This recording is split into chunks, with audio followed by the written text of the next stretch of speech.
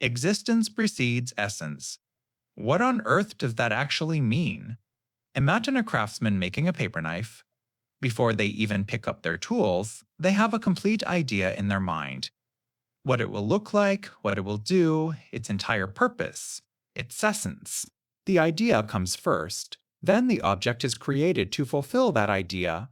For the paper knife, its essence precedes its existence. Now, look at yourself. Existentialists, most famously Jean-Paul Sartre, argued that for human beings, this entire process is flipped completely on its head. You weren't born with a pre-installed purpose. There was no divine craftsman, no cosmic blueprint that decided what you were for before you arrived. You were simply thrown into existence. First, you exist. You breathe, you feel, you are conscious. Only after that, through your choices and your actions, do you begin to define yourself, to create your own essence. You are a blank canvas, and life is the act of painting. There is no pre-written manual for being you. You are the author, and the book is being written in real time, with every single decision you make. This is the heart of existential freedom. It's not just the freedom to choose between coffee or tea. It's the radical, terrifying freedom to define the very meaning of your own life. This is why Sartre famously said we are condemned to be free. Condemned because we didn't ask to be here, yet we are burdened with the total responsibility for what we become. There are no excuses. You can't blame your nature, or a divine plan, or human destiny. Your character isn't something you're born with, it's something you build, action by action. Think of all the labels society tries to give you from the moment you're born. A son, a daughter, a student, an employee, a citizen of a country. These are all attempts to hand you a pre-made essence, a script to follow. But existentialism whispers a powerful secret. You don't have to accept it. Your essence is not what others say you are. It is the sum of what you do. The person you are kind to, the project you pour your heart into, the fear you overcome. These are the brushstrokes that create the masterpiece or the mess of your life. So you are not a paper knife built for a single purpose. You are a process, a becoming. Your existence is the starting pistol, but the race, the direction, the finish line, that's all on you. This absolute freedom is the foundation of everything that follows in our journey down this iceberg. It's the source of our potential for greatness, but also the source of our deepest anxieties. Because if you are the one holding the pen, you and you alone are responsible for the story you write. Freedom. It's a word that tastes like an open road and sounds like a quiet morning with no obligations. We think of it as the power to do whatever you want, whenever you want. The absence of chains. But is that truly what it is? Imagine a bird soaring on a thermal current. It seems like the very symbol of freedom. Yet, it isn't free from gravity. It isn't free from the need for food or the instinct to build a nest or the wind that could dash it against a cliff. Its freedom exists only within a strict set of rules. You too are bound by these fundamental laws. You are not free to photosynthesize or to ignore your own biology. This first layer of constraint is absolute. So, let's narrow the definition. Perhaps freedom is about choice. You are free because you can choose what to eat for breakfast, what to believe, who to love. But how free are those choices? Think of your mind as a room with 1,000 doors. You can open any one you like. But your culture, your upbringing, your education, they've spent your entire life painting signs on those doors. Some are bright and welcoming, labeled success or good. Others are dark and menacing, labeled shame or failure. You can still choose any door, but you're not choosing in a vacuum. The architecture of your own mind has been built by forces beyond your control. This is where it gets heavy. The existentialists would say that, despite all of this, despite your biology, your society, your past, you are terrifyingly free. You are, as Jean-Paul Sartre put it, condemned to be free. Because, at the moment of decision, you are the one who has to choose. You are the one who has to step through a door. That choice, and the responsibility that comes with it, is yours alone. This freedom isn't a gift, it's a burden. It's the crushing weight of knowing that you are building who you are with every single choice without a blueprint. But we have to go one level deeper. If your desires, Your personality and your thoughts are all shaped by a chain of cause and effect stretching back to before you were born. Then who is this you that is making the choice? Are you the author of your thoughts, or are you just the first person to hear them? The ultimate question isn't just whether you are free to act, but whether the you who acts was ever free to begin with. Responsibility? For the existentialist, this word isn't about taking out the trash or paying your bills. It's the inescapable shadow that follows freedom. It's the price tag attached to every choice you will ever make. The philosopher Jean-Paul Sartre famously said that you are condemned to be free. Condemned because you were thrown into this world without your consent. But from that moment on, you are radically, terrifyingly free because there is no pre-written script, no divine plan, no fixed human nature to tell you who to be. And, in the absence of any excuses, you are responsible for everything. Not just for what you do, but for the very person you become. Think of yourself as a sculptor, and your life is a raw, unformed block of stone. You are handed a chisel and a hammer. There is no blueprint.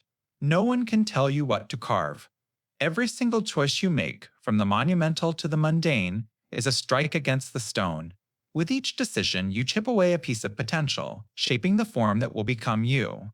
You are sculpting your own essence, moment by moment. You can't blame the hammer for a clumsy strike, or the stone for its grain. The final statue is a testament only to your hands. You are the artist, and you are the art. The weight of that creation rests entirely and solely on your shoulders. This profound weight is what the existentialists called anguish.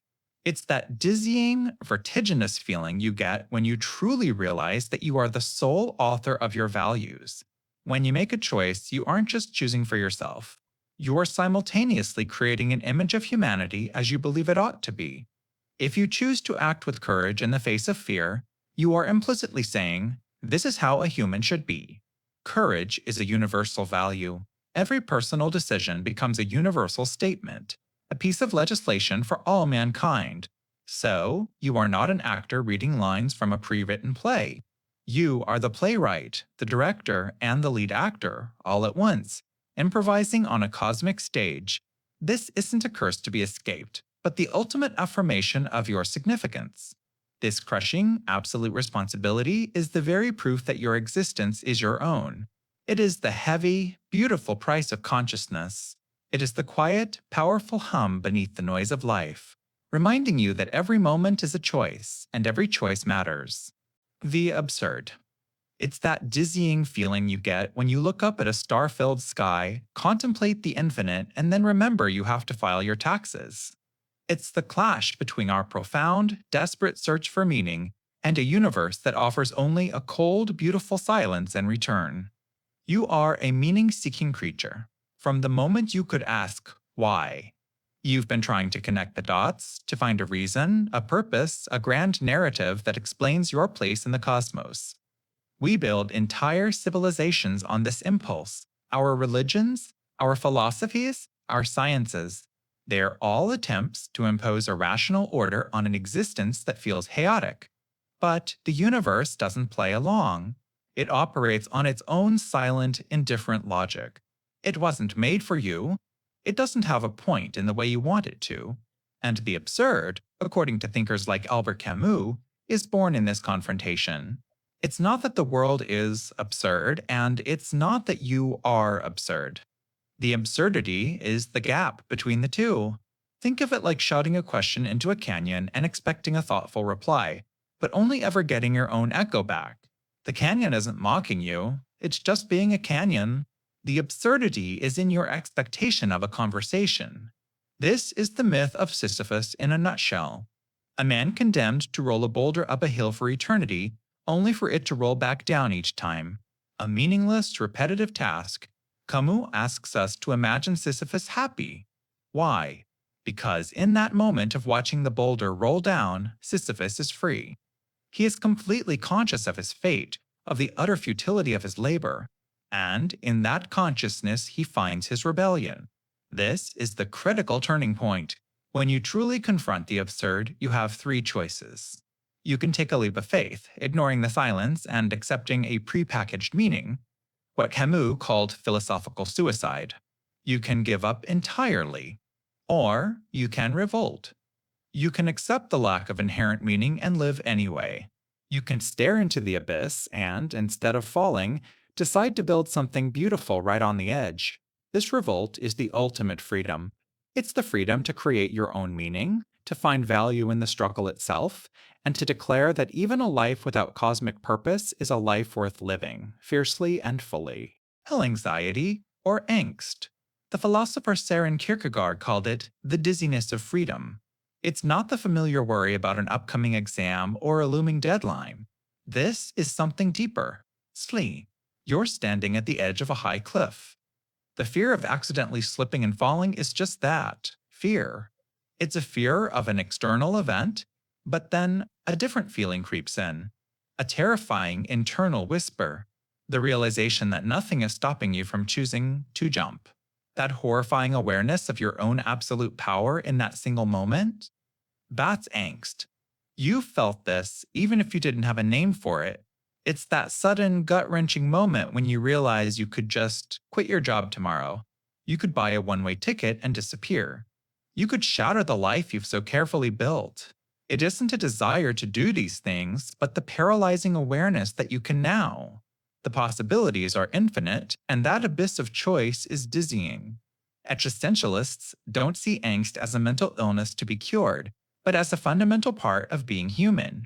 It's the feeling that arises when you truly confront your own freedom.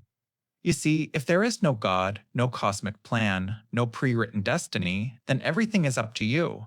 There is no instruction manual for your life. You are, as Jean-Paul Sartre famously said, condemned to be free. Condemned because this freedom is a heavy burden. Every choice you make, from what you eat for breakfast to who you choose to love, is an act of creation. You are building your own essence, your own meaning, out of the raw material of your existence. And you are completely responsible for the final product. There are no excuses. You can't blame your nature or your upbringing or fate. It's all on you.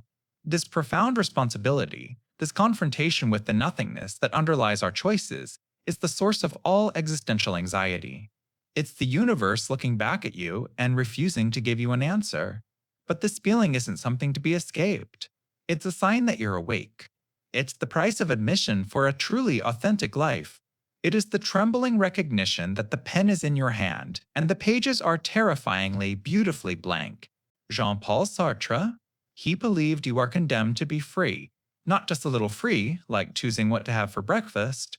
No, he meant you are radically, terrifyingly, and absolutely free, right down to your very core. Sartre's famous starting point is the phrase, "Existence precedes essence." Think of it this way. Before someone makes a paper knife, they have an idea of it in their mind. They know its purpose, its design, its essence. The idea comes before the object exists. Sartre argues that for human beings, it's the complete opposite. You are thrown into the world first, without a predefined purpose, without a script, without a manufacturer's handbook. You simply exist. And then, through every choice you make, every action you take, you create your own essence. You are a work of art, but you are also the artist, holding the chisel with no blueprint to follow. This isn't a happy, liberating thought for Sartre. It's a crushing responsibility. Because when you choose, you're not just choosing for yourself. In that moment, you are creating an image of humanity as you believe it ought to be. If you choose to be courageous, you are effectively stating that courage is a human value. This weight, this profound sense of responsibility for all of mankind, is what Sartre calls anguish. You are alone in your decisions with no divine signs or pre-written moral code to guide you. Of course, we try to escape this. We pretend we don't have a choice. This is what Sartre called bad faith. Imagine a waiter who is a little too perfect. His movements are a bit too precise, his voice a little too servile. He is playing the role of a waiter, trying to convince himself and others that he is nothing more than his job. He is treating himself like an object, a paper knife with a fixed purpose. He's hiding from the terrifying abyss of his own freedom, the fact that at any moment he could drop the tray and walk away. So, you are standing at a crossroads. You can live in bad faith, pretending you are defined by your job, your past, or your personality. Or you can embrace the dizzying vertigo of absolute freedom, accepting the anguish and the responsibility that comes with being the sole author of your own life. For Sartre, there is no in-between. The choice is yours, and yours alone. Albert Camus. If existentialism had a rock star, it was him. The handsome, chain-smoking rebel who looked the universe in the eye and said, no. His central idea, the absurd, is a feeling you've probably had late at night. It's the clash, the painful gap, between our desperate human need for meaning, for answers, and the cold, silent, indifferent universe that offers none. It's like screaming a question into the Grand Canyon, and the only thing that comes back is the echo of your own voice. You want a reason for it all, a grand purpose, but the cosmos just shrugs. Faced with this cosmic silence, Camus saw three paths. The first is physical suicide, simply ending the game. The second he called philosophical suicide. This is when you take a leap of faith into a pre-packaged system, like a rigid religion or ideology that pretends the absurd doesn't exist. You close your eyes and believe in a meaning that isn't there. Camus rejected both. He argued for a third way, rebellion. This is where true freedom begins. To rebel is to live in spite of the absurd. It's to hold two contradictory ideas in your head at once. Life is meaningless, and I will live it as if it had meaning. You don't escape the problem, you embrace it. You find your freedom not by finding an answer, but by living defiantly within the question itself. His ultimate metaphor for this is the myth of Sisyphus. You know the story? A man is condemned by the gods to forever push a boulder up a hill, only to watch it roll back down each time. It's the definition of a futile, meaningless task. A nightmare, but Camus asks us to look closer. He focuses on the moment Sisyphus walks back down the hill to retrieve his stone. In that moment, Sisyphus is conscious of his fate. He is not a victim of his rock, he is superior to it. He knows the full extent of his wretched condition, and yet he chooses to turn and face it again. In that conscious choice, in that scorn for the gods who condemned him, Sisyphus is free. He creates meaning through the struggle itself. Camus' most famous line sums it up. One must imagine Sisyphus happy. Your freedom, then, isn't about escaping your fate or finding a divine purpose. It's about finding your rock, your struggle, and choosing to push it with passion, with joy, and with the full, clear-eyed knowledge that it's all absurd. And in that rebellion, you find everything. The myth of Sisyphus. What if the god's worst punishment was actually a secret path to freedom? In Greek myth, Sisyphus was a king so clever he cheated death twice. As punishment for his hubris, the gods condemned him to an eternity of futile labor. His task? To push a colossal boulder up the mountain, only to watch it roll back down the moment he reached the summit. Then he must descend and begin again, forever. It's the ultimate symbol of a meaningless existence. But for the philosopher Albert Camus, this isn't where the story ends. It's where it begins. Camus saw Sisyphus as the perfect metaphor for the human condition. We are all born into a universe that is silent, that offers no inherent meaning or purpose for our lives. We search for answers, for a grand cosmic reason, but the universe just stares back, indifferent. This clash between our desperate need for meaning and the universe's silent refusal to provide it is what Camus called the absurd. You can feel it in your own life. The repetitive job, the daily grind, the feeling that you're pushing your own boulder up a hill day after day. So, are we all just condemned? Camus says no. And his entire argument hinges on a single, quiet moment, the walk back down the mountain. As Sisyphus descends, the rock waiting for him at the bottom, he is no longer straining. He is free from his labor, if only for a moment. In this moment, he is fully conscious of his fate. He sees the full horror of his condition, without hope, without illusion.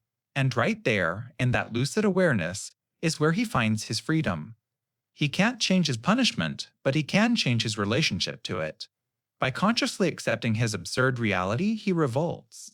He understands the futility, and instead of despairing, he scorns the gods who condemned him. The rock is his thing. The struggle is his life. He finds his purpose not in reaching the summit, but in the effort of the climb itself. This is the heart of absurd freedom. It's not about escaping your circumstances, It's about becoming the master of them through your own consciousness. By embracing the struggle, you rob it of its power to make you suffer. You create your own meaning in a meaningless world. As Camus famously concluded, the struggle itself toward the heights is enough to fill a man's heart. One must imagine Sisyphus happy. Cool nihilism. It's that quiet whisper you hear in the dead of night, the one that asks, does any of this actually matter? At its heart, nihilism is the philosophical position that life is without objective meaning, purpose, or intrinsic value. It's the universe looking back at you with a blank, silent stare. Imagine you are suddenly pushed onto a vast cosmic stage. You look around for the director, for a script, for the audience, and you realize there isn't one. There are no lines you're supposed to say, no actions you're supposed to take. The stage itself has no inherent point. Nihilism is the moment you realize the play has no author. This realization can feel like a kind of vertigo. It's the gut-punching idea that concepts we hold sacred like good and evil, justice and purpose aren't written into the fabric of reality. They're rules we invented for a game that has no official rulebook. From the perspective of a cold, unfeeling universe, your greatest triumphs and your most devastating failures are just temporary ripples in space-time. They aren't being recorded on some cosmic scoreboard. They just are. And this is where the road splits in two. For many, this is the abyss. A recipe for despair and paralysis. If nothing truly matters in the end, why do anything at all? Why get out of bed?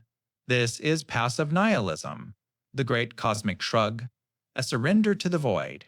But there is another path, a more dangerous, more electrifying one. If there is no pre-written script, it means you are completely, terrifyingly free to write your own.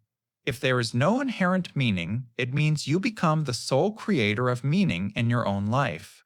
This is the spark of active nihilism, the demolition of old, inherited values to make room for new ones you forge for yourself.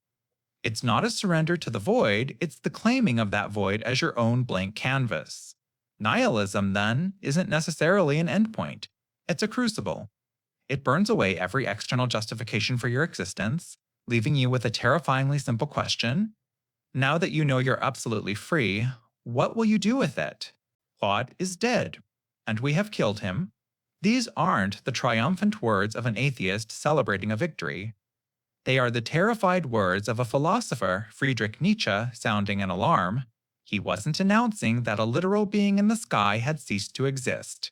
He was making a profound cultural diagnosis. He saw that the central pillar holding up Western civilization for 2,000 years, the shared belief in a divine order, a universal moral law given from on high, was cracking. The Enlightenment, scientific discovery, and rational thought were the chisels, and we were the ones holding them. Imagine your entire life, you've been navigating the world with a sacred, ancient map. This map doesn't just show you geography, it shows you morality. It tells you what is right and what is wrong, what has meaning and what is trivial. It defines the safe paths and the forbidden territories. Everyone you know uses this same map. It's the source of all shared certainty, the bedrock of your reality. But then, slowly, you start to notice something deeply unsettling. The landmarks on the map are no longer there. The constellations it uses to guide you have vanished from the sky. The very ink seems to be fading. The map, you realize with a cold dread, no longer describes the world you actually live in. This is the death of God. It's the loss of that shared map, that absolute source of value and purpose. And its absence creates a vacuum, a terrifying void at the center of human existence. If there is no divine judge who decides what is good or evil, if there is no pre-written cosmic plan, what is the point of our suffering, our striving, our love? All the old answers, once solid as stone, crumble into dust. We are left adrift in a silent, indifferent universe with no external authority to guide us. We are, in a sense, orphans. But for Nietzsche, and for the existentialists who followed, this profound crisis is also an incredible, terrifying opportunity. Because if the old map is gone, it means you are no longer bound by its ancient, restrictive paths. You are free. Radically, absolutely free. But this freedom comes with a crushing weight. You are also absolutely responsible. You are now the map maker. You are the one who must draw the lines between good and evil on your own blank canvas. You must be the one to climb a mountain, not because God told you to, but because you choose to and declare from its peak, "This gives my life meaning." The death of God doesn't give you an answer, it hands you the ultimate question and the ink with which you must write your own. So the question becomes, without a God to tell you who to be, who will you choose to become? Subjectivity. It's the profound and perhaps unsettling idea that your consciousness is the absolute center of your own universe. It's not just that you prefer coffee and someone else prefers tea. It's the radical truth that you are fundamentally locked inside your own experience. You will never see the color red through another's eyes or feel the warmth of the sun on another's skin. Your reality is built from the inside out, and you are its sole architect. Imagine the world isn't a pre-built city we all move into. Instead, imagine you are born onto a vast, empty plot of land. You are given a set of tools, your senses, your thoughts, your emotions. Objectivity would suggest there's a single, correct blueprint for the house you're supposed to build. But subjectivity says there is no blueprint. There is only you, your tools, and the empty land of existence. The house you build, its rooms filled with memories, its windows looking out on your unique perspective, its foundation built from your core beliefs is your subjective reality. Someone else, on their plot of land right next to yours, might build a completely different structure. You can visit each other's houses, describe the architecture, but you can never truly live inside theirs, and they can never live inside yours. This is the bedrock of existential freedom. If there is no universal blueprint, no preordained purpose for your life, then you are the one who must draw it. You are, as Jean-Paul Sartre famously put it, condemned to be free. You are thrown into this world without a guide, and every single choice you make is an act of architectural design. When you choose a career, a partner, or even just what to do on a Tuesday afternoon, you are not just making a choice. You are defining what a meaningful life is. You are legislating value for your own world. This responsibility can feel crushing. It's the source of that deep existential angst, the dizziness of standing before an infinite number of possibilities. But it is also the source of all power. Nothing has inherent meaning until you grant it meaning. A sunset is just atmospheric light scattering until you experience it as beautiful. An act is just emotion until you judge it to be kind or cruel. Your consciousness is the flashlight in the dark, and what you choose to illuminate becomes your world. You are the author, the architect, and the sole inhabitant of your own experience. Choice. It's the invisible architecture of your reality, the one power you believe you possess, even when everything else feels out of your control. You feel it the moment you wake up. Snooze the alarm or get up. Coffee or tea. These feel small, insignificant, but existentialism looks at choice not as a simple preference, but as a fundamental condition of being human. A condition you cannot escape. You are, as the philosopher Jean-Paul Sartre famously said, condemned to be free. Think about that phrasing. Not invited to be free, not gifted with freedom, but condemned. It implies that choice isn't a luxury, it's a burden.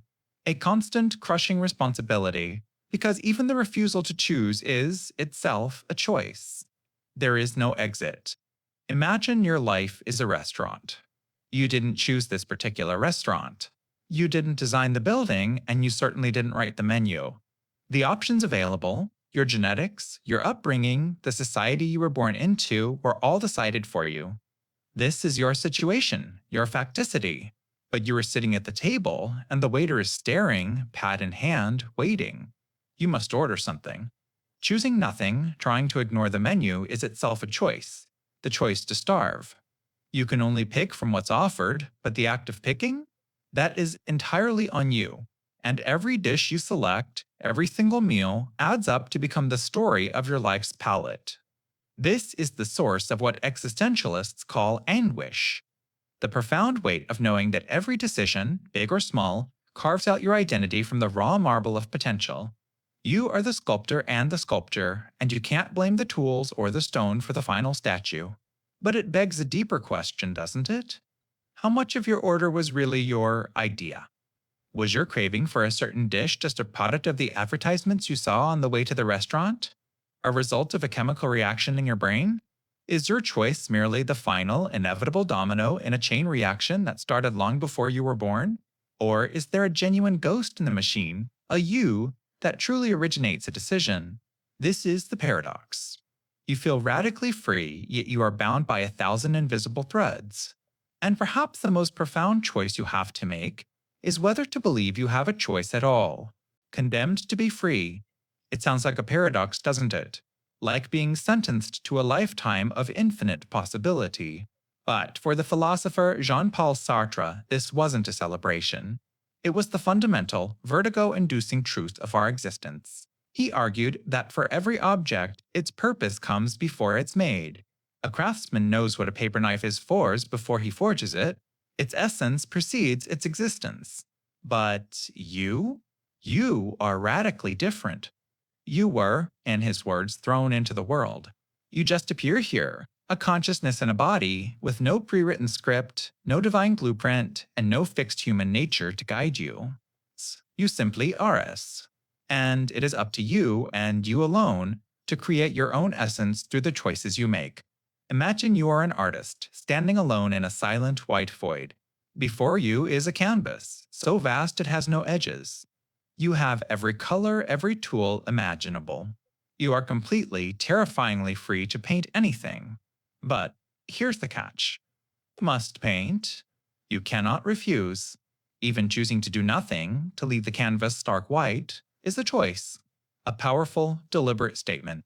You cannot escape the act of creating your life moment by moment. And this is where the condemnation comes in. Every single choice, from the career you pursue to the way you greet the cashier at the grocery store, is a brushstroke. And in making that stroke, Sartre says you aren't just choosing for yourself. You are presenting a model of humanity to the world. You are implicitly declaring, this is how a human being ought to live. Think about that. Every action you take is a vote for the kind of world you want to exist. That is a crushing, inescapable weight. The feeling of this total responsibility is what existentialists call anguish. Because this freedom is so heavy, we invent ways to escape it. We engage in what Sartre called bad faith. We say things like, I can't help it, that's just my personality, or I had no choice, my boss made me do it, or even, I'm a Scorpio, of course I'm stubborn.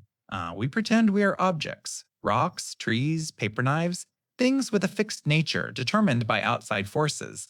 We blame the paint, the brush, the lighting, anything to avoid the terrifying truth that we, and we alone, are the artist.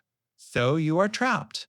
Sentenced to a life where every moment is a choice that defines not just you, but your vision for all of us. There is no instruction manual. There is no destiny. There is only you, the infinite canvas, and the silent, profound, and absolute freedom to paint whatever you will. Nausea. Imagine looking at your own hand, but for a split second you don't see a hand. You see a strange fleshy root. A bizarre creature. The familiar label falls away, and you're left with the raw, brute reality of the thing itself. That sickening, dizzying feeling is what Jean-Paul Sartre called la nausée. It's not the illness you get from bad seafood. It's a philosophical sickness. It's the moment the world stops making sense in the comfortable way it usually does. Think of it like this. You're eating your favorite food, let's say a burger. You love burgers. But suddenly, your mind strips away the concept. It's no longer a burger. It's a slab of charred, ground-up muscle from a dead animal, wedged between two pieces of sweetened fungus bread, smeared with a sugary red paste and rotting vegetable matter. The comforting label is gone, and you're confronted with the grotesque, meaningless reality of the stuff in front of you. You feel sick. That's the nausea. It's the creeping horror that nothing in the world has an inherent reason to exist. It's all just there. Sartre called this contingency. That tree outside your window doesn't have to be a tree. It doesn't have a grand purpose. It's just a sprawling, woody, silent existence, taking up space for no reason at all. It is, in his words, superfluous. And so is the pebble on the ground, the beer glass on the table, and ultimately, so are you. This realization is horrifying. It feels like the universe is a cosmic accident, and we're just pieces of debris with consciousness. But here is the critical turn, the one that makes this feeling the very bedrock of existentialism. This horrifying realization is the price of freedom. If nothing has a preordained meaning, if the world is just raw, contingent stuff, then you are utterly, terrifyingly free. There is no script, no blueprint, no purpose handed down to you from on high. The nausea is the profound sickness you feel when you first realize that you are the one who has to invent the meaning for everything. It's the vertigo of standing at the edge of absolute freedom with no safety net below. The stranger, l'étranger. Imagine you were handed a script at birth. A script for how to feel, how to act, how to mourn. What if you simply refused to read the lines? This is the world of Meursault, a man living in French Algiers whose story begins with one of the most jarring lines in literature. Mother died today, or maybe yesterday, I can't be sure. He doesn't weep at her funeral. He goes for a swim, starts a casual affair, and watches a comedy. Is he a monster? Or is he just honest? Meursault is a stranger to the emotional performances society demands. He experiences the world through his physical senses. The heat of the sun, the salt of the sea, the touch of a woman's skin. He doesn't filter his reality through the lens of what he should be feeling. He just feels what he feels. He is adrift in a world that expects him to have an anchor of meaning, an anchor he simply doesn't possess. This detachment leads him to a sun-drenched beach. The heat is oppressive, the light blinding. In a moment of pure, senseless reaction to the sun's glare off a knife, he shoots and kills an Arab man. The act is meaningless. It's not born of hatred or passion, but of the overwhelming physical pressure of the universe itself. But his trial isn't really about the murder. It becomes a trial of his soul. The prosecution builds its case not on the facts of the crime, but on the fact that he didn't cry at his mother's funeral. He is condemned for being an outsider, for refusing to play the game of society. He is a mirror held up to their own inauthenticities, and they cannot stand the reflection. He is found guilty of being a stranger in their world. In his prison cell, awaiting execution, Meursault finally finds a strange kind of peace. He rages at a chaplain who tries to offer him the comfort of God and an afterlife, and in the aftermath of that rage, he finds clarity. He opens himself to the gentle indifference of the world.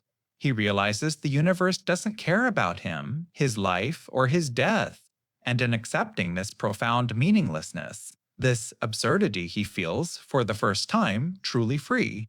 Free from hope, free from expectation, free from the need to pretend.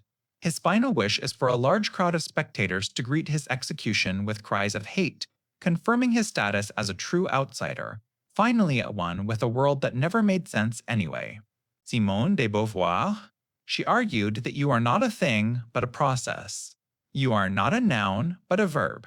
This is the terrifying and exhilarating heart of her existentialism. For Beauvoir, you are thrown into the world without a pre-written script, without a user manual. Think of it this way: a coffee mug is created with a purpose. Its essence, its mugness, comes before it even exists. But you exist first. And it is up to you, through every choice you make, to create your own essence. You are radically, terrifyingly free. This freedom is the central character in her work. But she saw a profound problem. If we are all fundamentally free, why do our lives so often feel predetermined? This question led to her landmark book, The Second Saxa, which begins with one of the most powerful sentences ever written: "One is not born, but rather becomes, a woman." What she meant is that society hands you a script the moment you're born. For millennia, that script defined woman not as a free subject, but as the other. Man was the default, the absolute, the self. Woman was the deviation, defined only in relation to him.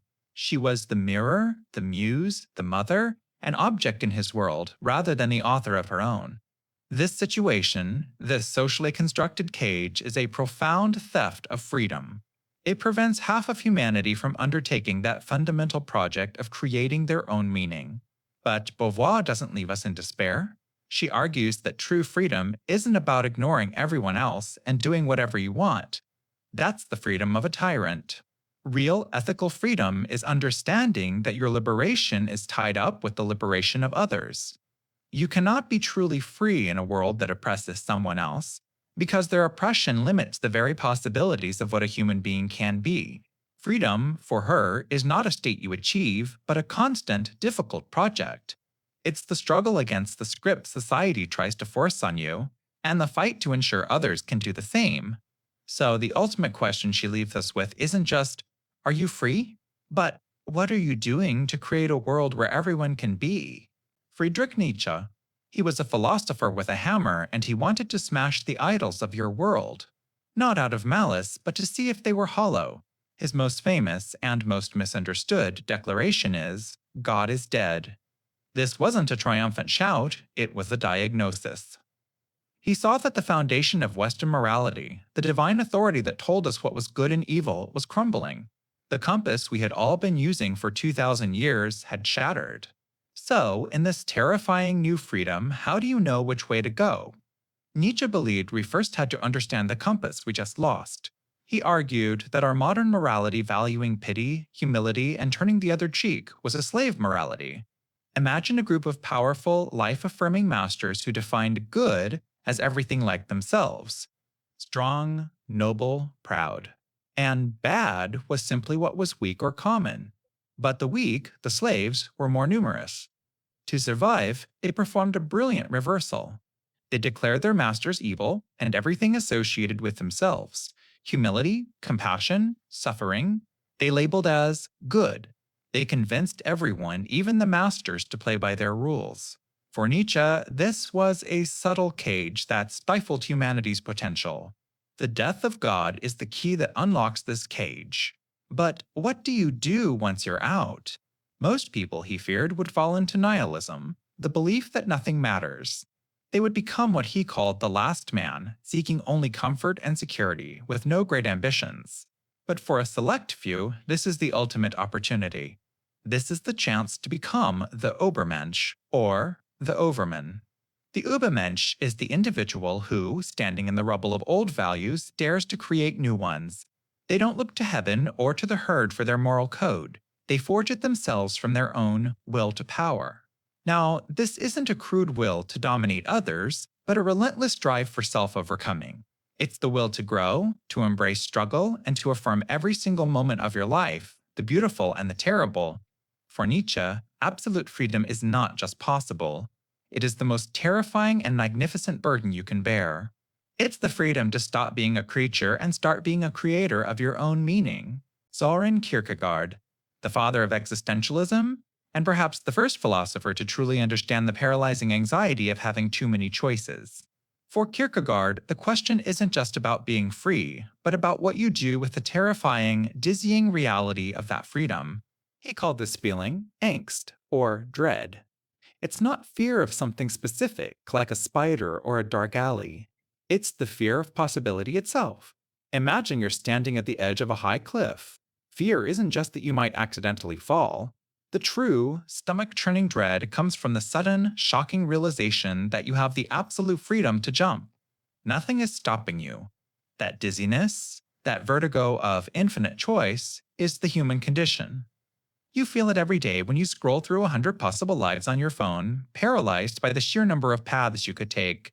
To escape this paralysis, Kierkegaard proposed we move through 3 stages, or spheres of existence. First is the aesthetic. This is the life of the senses, of chasing pleasure and avoiding boredom at all costs. It's a life of endless experimentation, but it ultimately leads to despair, because nothing ever truly satisfies. So, you might move to the ethical sphere. Here, you make a choice. You commit. You accept duty, follow societal rules, get married, have a career. You choose a single path to escape the dizziness of all paths. But even this can feel hollow. You're living by a universal code, but what about your unique individual self?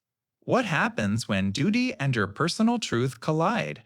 This leads to the final, most famous stage, the religious. For Kierkegaard, this wasn't about dogma. It was about taking a leap of faith. It is the ultimate act of individual freedom. It's when you face the absurdity of the universe, the limits of all logic, and you make a radical, personal commitment to something you cannot prove. It's an irrational choice that defines your existence. It's the paradox of finding true freedom by freely choosing to bind yourself to a subjective truth. So, is absolute freedom possible? Kierkegaard would say yes, but it's a terrifying abyss. The only way to survive it is to leap across it. Authenticity. The existentialists saw it as the ultimate virtue, the cure for a life lived in what they called bad faith. But it's not about finding yourself, as if your true self is a lost wallet you just need to retrace your steps to locate. No, for them, authenticity is about creating yourself, moment by moment, choice by choice. It's the radical act of taking full responsibility for the person you are becoming. Think about it like this. You are both the sculptor and the marble. Society, your biology, your past, they hand you a block of stone. It has certain grains, certain cracks, a certain size. You can't change the raw material you're given. Inauthenticity or bad faith is pretending you're just the stone. It's saying, I can't help it, this is just the way I'm shaped. It's blaming the marble for everything. Authenticity, on the other hand, is picking up the chisel. It's the conscious, and often painful, act of shaping that stone. It's looking at every action and asking, am I choosing this freely, or am I just playing a role I think I'm supposed to play? Sartre famously used the example of a waiter in a cafe. The waiter's movements are just a little too precise, his voice just a little too eager. He's not being a person who happens to be a waiter, he assists the role of the waiter. He has surrendered his freedom to a pre-written script. We do this all the time. We say, I have to be this way, it's my job, or I'm an introvert, that's why I can't speak up. These are comfortable excuses. They are the lies we tell ourselves to escape the terrifying weight of our own freedom. To be authentic is to shed these roles and stand naked before your own choices. It means you can't blame your star sign, your personality type, or your past for who you are right now. Every action you take is a chisel strike on the statue of you. And that's the dizzying truth at the heart of it. The statue is never finished. Authenticity isn't a destination you arrive at. It is the constant, unending, and courageous process of choosing to be the sculptor of your own existence, even when your arms are tired and you're not sure what you're building. Bad faith. It's the most sophisticated lie you'll ever tell, because the person you're lying to is yourself, and the lie is about your own freedom. It is the intricate, unconscious act of pretending you aren't in charge. The existentialist Jean-Paul Sartre argued that human beings are condemned to be free. This isn't a celebration, it's a burden. It means there's no pre-written script for your life, no cosmic instruction manual, no essential you that you're supposed to discover. You are radically, terrifyingly free to create your own meaning at every single moment. This realization brings a profound sense of anguish, a kind of existential vertigo as you stand at the cliff edge of infinite possibility. To escape this dizziness, this crushing weight of total responsibility, we flee into bad faith. Sartre's most famous example is a waiter in a Paris cafe. He observes him, noticing his movements are just a little too sharp, a little too precise. He carries the tray with a rigidness that isn't entirely natural. He is, in Sartre's words, playing at being a waiter. He is trying to convince himself and the world that he isn't a free consciousness choosing to perform these actions. Instead, he is trying to become an object, a waiter thing, whose entire essence is to pour coffee and take orders. By reducing himself to a mere function, he escapes the terrifying truth that he could, at any moment, throw the tray to the ground and declare himself a poet. And you do this too. We all do. Every time you say, I have no choice but to stay in this job, what you're really saying is, I am afraid of the consequences of my other choices. When you excuse a bad habit by saying, well, that's just who I am, you're acting as if your personality is a block of granite, fixed and unchangeable, rather than a dynamic process you are actively creating. You're treating yourself like a cog in a machine, defined by its role: the dutiful employee, the good son, the responsible partner. You tell yourself a comforting story. The role is responsible, not me. I'm just doing what I'm supposed to do.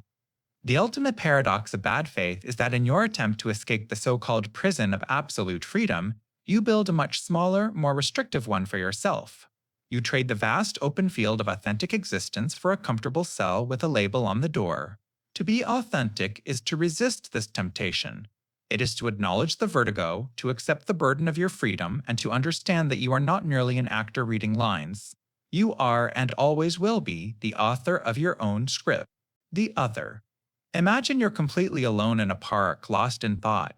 You are the center of your own universe, a pure subject experiencing the world. Every tree, every bench, every sound exists only for you.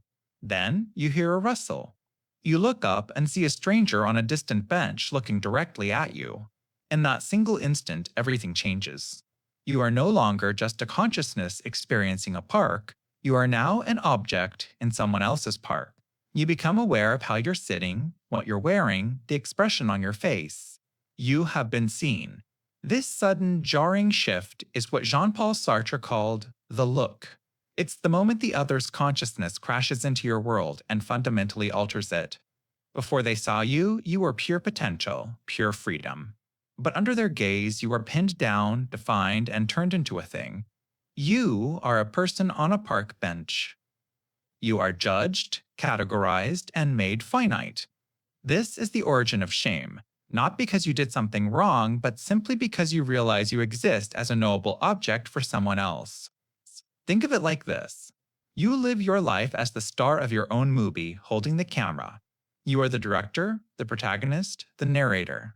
But the moment the other appears, they arrive with their own camera. Suddenly, you're just a character in their film, and you have no control over how they edit your performance. They become a mirror in which you see yourself, but it's a mirror you can't control. Your self-image, your identity, is now inextricably linked to their perception of you. You start to perform for them, or react against them, but you can no longer act as if they aren't there. This is the fundamental conflict of human existence. We are all subjects trying to assert our freedom, but we are surrounded by others who, by their very nature, turn us into objects. This is the chilling reality behind Sartre's famous line, "Hell is other people." It's not that people are necessarily malicious, it's that their very existence is a permanent limit on your absolute freedom. Their gaze is a cage. So the question becomes, how can you ever be truly free when your very sense of self is a reflection in the eye of another? Gaze. It's that prickling sensation on the back of your neck in a quiet room, the sudden, sharp awareness that you are being perceived.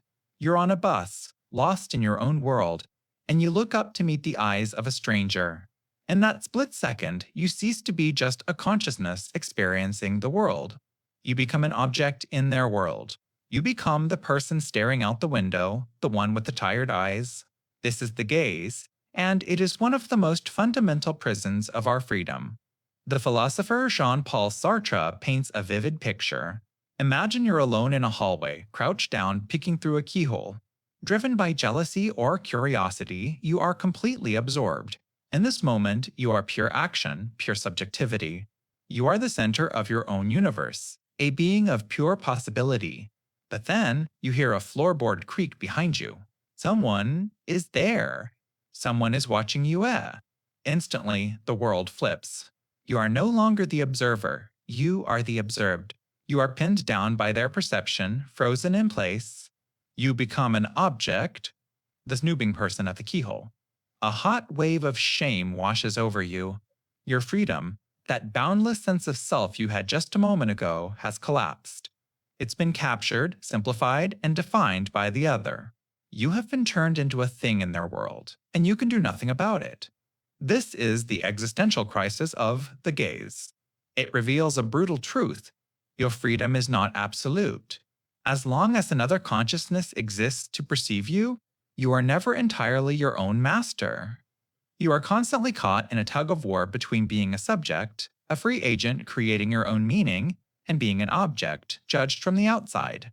You try to live authentically, for yourself, but the moment you step out your door, you enter a world of mirrors, a world of other people's gazes. Every choice you make, from the clothes you wear to the way you walk, is performed under the silent pressure of this potential observation. Think of your own life.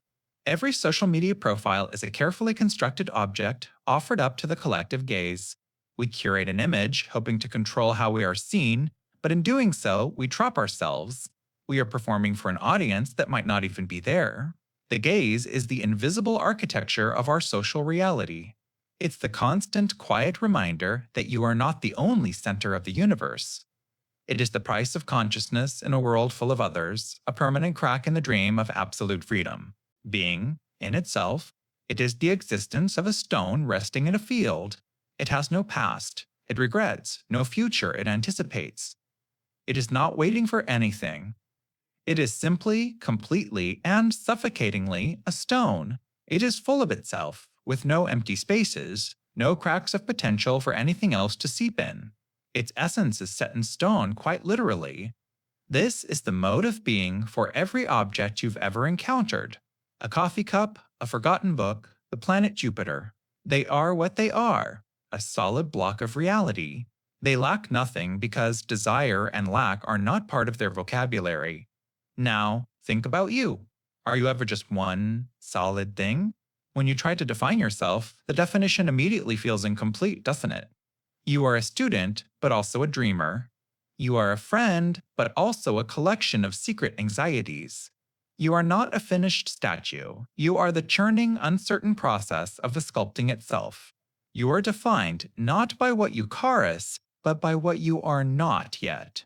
You are a void, a magnificent emptiness into which the future is constantly pouring. And here is the terrifying, seductive part. Don't you sometimes wish you could just be the stone? Don't you crave the simplicity of being a finished object?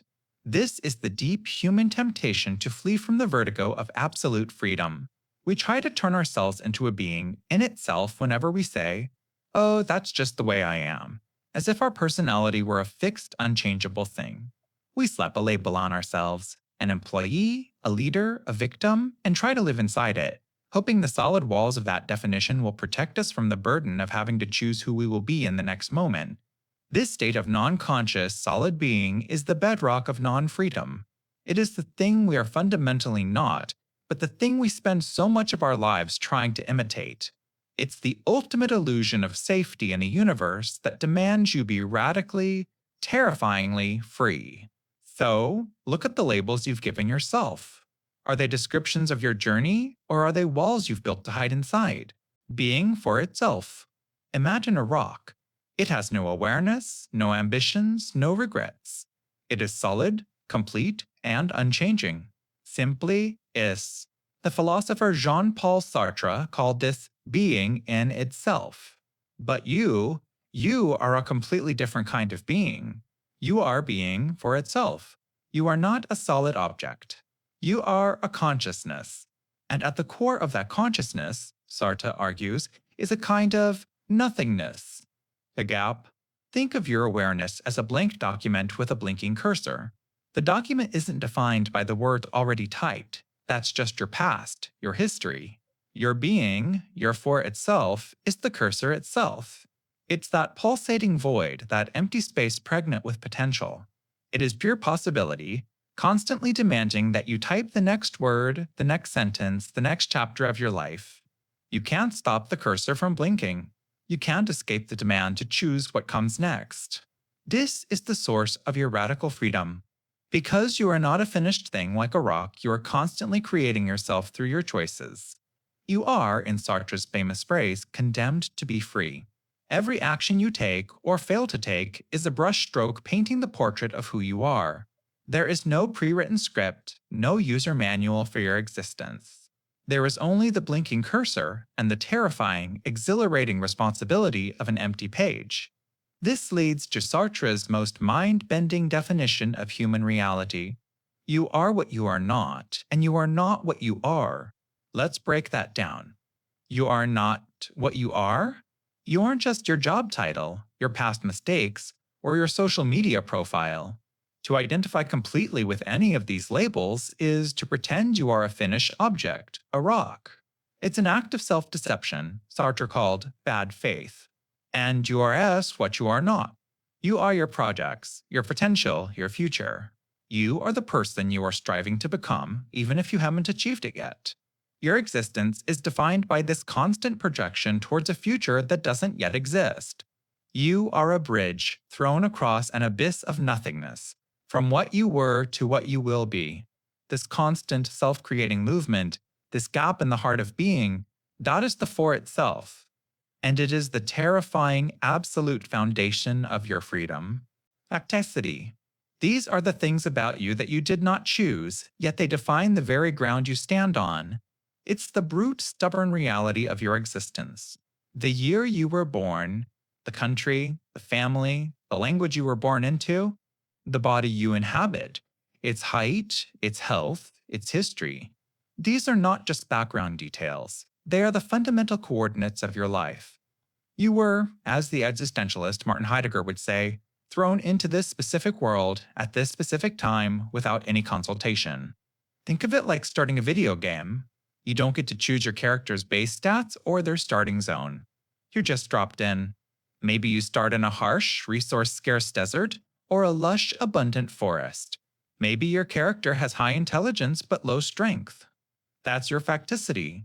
It's the unchangeable setup, the given circumstances of the game. You can't just wish it away and decide you started somewhere else as someone else. The facts are the facts. But here is the crucial existential twist. Facticity is not your destiny. It's your situation. It's the raw material that your freedom has to work with. Jean-Paul Sartre argued that while you can't choose the situation you're thrown into, you are always radically free to choose what you make of that situation. The facts of your life only gain meaning through the choices you make in response to them. Your past doesn't pull the strings, it only sets the stage. You are the one who decides whether being born in that desert makes you a desperate survivor or a resourceful innovator. To deny this is to live in what Sartre called bad faith. There are two primary ways to do it. You can pretend your facticity doesn't exist, acting as if you're a floating consciousness with no history or body, a pure abstract freedom.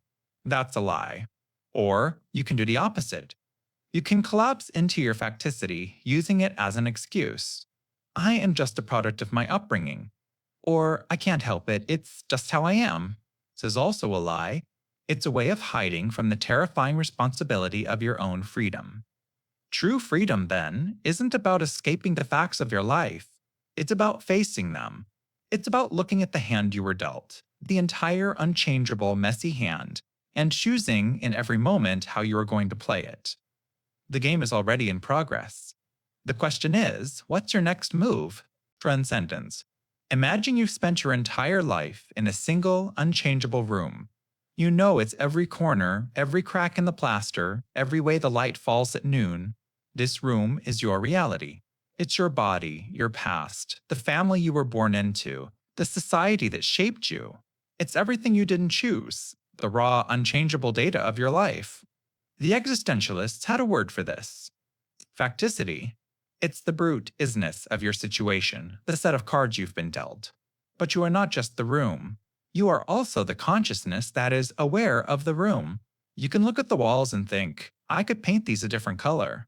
You can look at the door and imagine what lies beyond it. This capacity to look past your immediate reality, to project yourself into a future that doesn't exist yet, to give new meaning to the old facts of your life. That is transcendence. It's the uniquely human impulse to rise above our given circumstances. It's not about escaping the room entirely. You can't just ditch your body or erase your past. The walls are still there. Instead, transcendence is the constant, dynamic act of pushing against those walls. It's the freedom to decide what they mean. Think of a sculptor with a block of marble. The marble is the facticity. It has its own grain, its own limitations, its own weight. The sculptor can't pretend it's clay, but through their vision and their will, their transcendence, they impose a new form onto it. They turn a chunk of rock into a statement, a feeling, a piece of art. The rock doesn't vanish, but it is overcome. It is given a new purpose, a new essence, defined by the free act of the artist. This is the core of your existence. You are a constant, restless dance between what you are and what you could be. You are the marble and the sculptor. You are the prisoner and the one who holds the key to the cell, even if that cell is the universe itself. Every choice you make, every project you undertake is an act of transcendence. It's you, looking at the brute facts of your life and declaring, this is not all I am. You are not a thing, defined and finished. You are a process. You are the freedom to surpass yourself moment by moment, breath by breath. You are not just the sum of your yesterdays. You are the architect of all your tomorrows. Leap of faith. It's not about closing your eyes and hoping for the best. It's about opening them wider than ever to stare into the abyss of uncertainty and jumping anyway. It's the ultimate expression of freedom, born from the terrifying realization that reason can only take you so far. The philosophers Sartre and Kierkegaard saw life as a series of stages. You can live aesthetically, chasing pleasure. You can live ethically, following rules and reason. But eventually, he argued, you hit a wall. Reason can analyze, it can calculate, it can build a perfectly logical case for and against almost anything. But it cannot give you an ultimate why. It can't prove that your life has meaning. It can't guarantee that love is worth the risk of heartbreak. At the edge of all our logic, there is a chasm. And on the other side is a life of purpose and subjective truth. How do you cross? Think of yourself as a trapeze artist. You are swinging on one bar, the bar of objective fact, of evidence, of what can be proven. It's safe, it's secure, but you see another bar swinging towards you, the bar of a meaningful life, of love, of purpose. You know with absolute certainty that to catch the new bar, you must first let go of the one you're holding. For a brief, terrifying moment, you will be suspended in midair, holding on to nothing. There is no logical proof that you will catch the other side.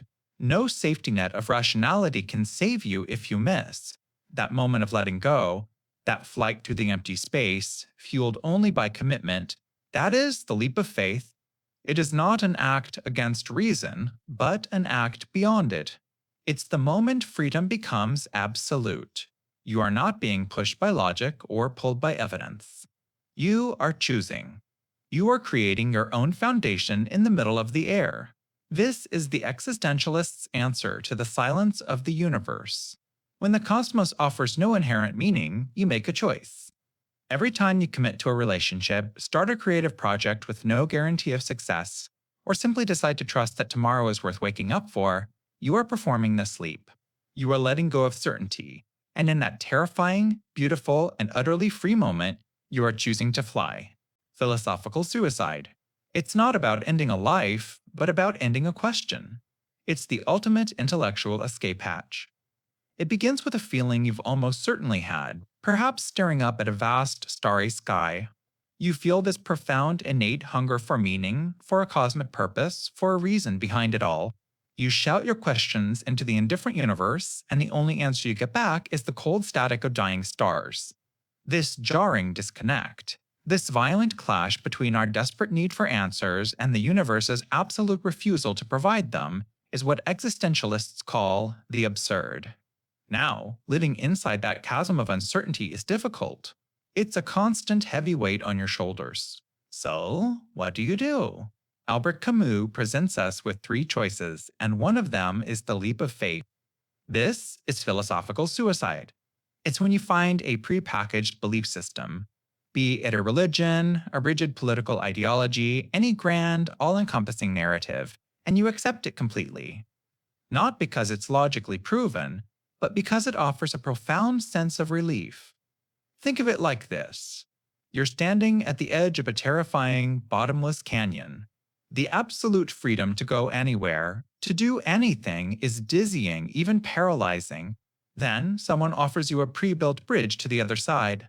It's a very specific, very narrow bridge, and they tell you it's the one and only way across. To use it, you have to agree to never look down, to never question if the bridge is truly sound, to simply walk and believe. The moment you take that first step, abandoning your own critical reason for the comfort of the provided path, you've done it. You haven't ended your physical life, but you have assassinated the restless, questioning part of your mind that was wrestling with the void. You've killed the philosophical struggle. You've traded the terrifying, absolute freedom of the open canyon for the security of the narrow bridge. Camus argued this was the most common and most tempting way we dodge the truth of our existence. We choose a comfortable story over an uncomfortable reality. It's a seductive bargain. Give up your intellectual freedom and, in return, you get to stop feeling so lost. The only question that remains is the comfort worth the price of the question you're no longer allowed to ask? The absurd hero. This is the person who looks into the vast, silent universe, understands that it offers no inherent meaning or purpose, and instead of despairing, decides to create their own. The philosopher Albert Camus saw this not as a tragedy, but as the ultimate form of human freedom and rebellion. He argued that we all live in a state of the absurd, this constant unresolvable conflict between our deep-seated human need for answers and the universe's profound indifference.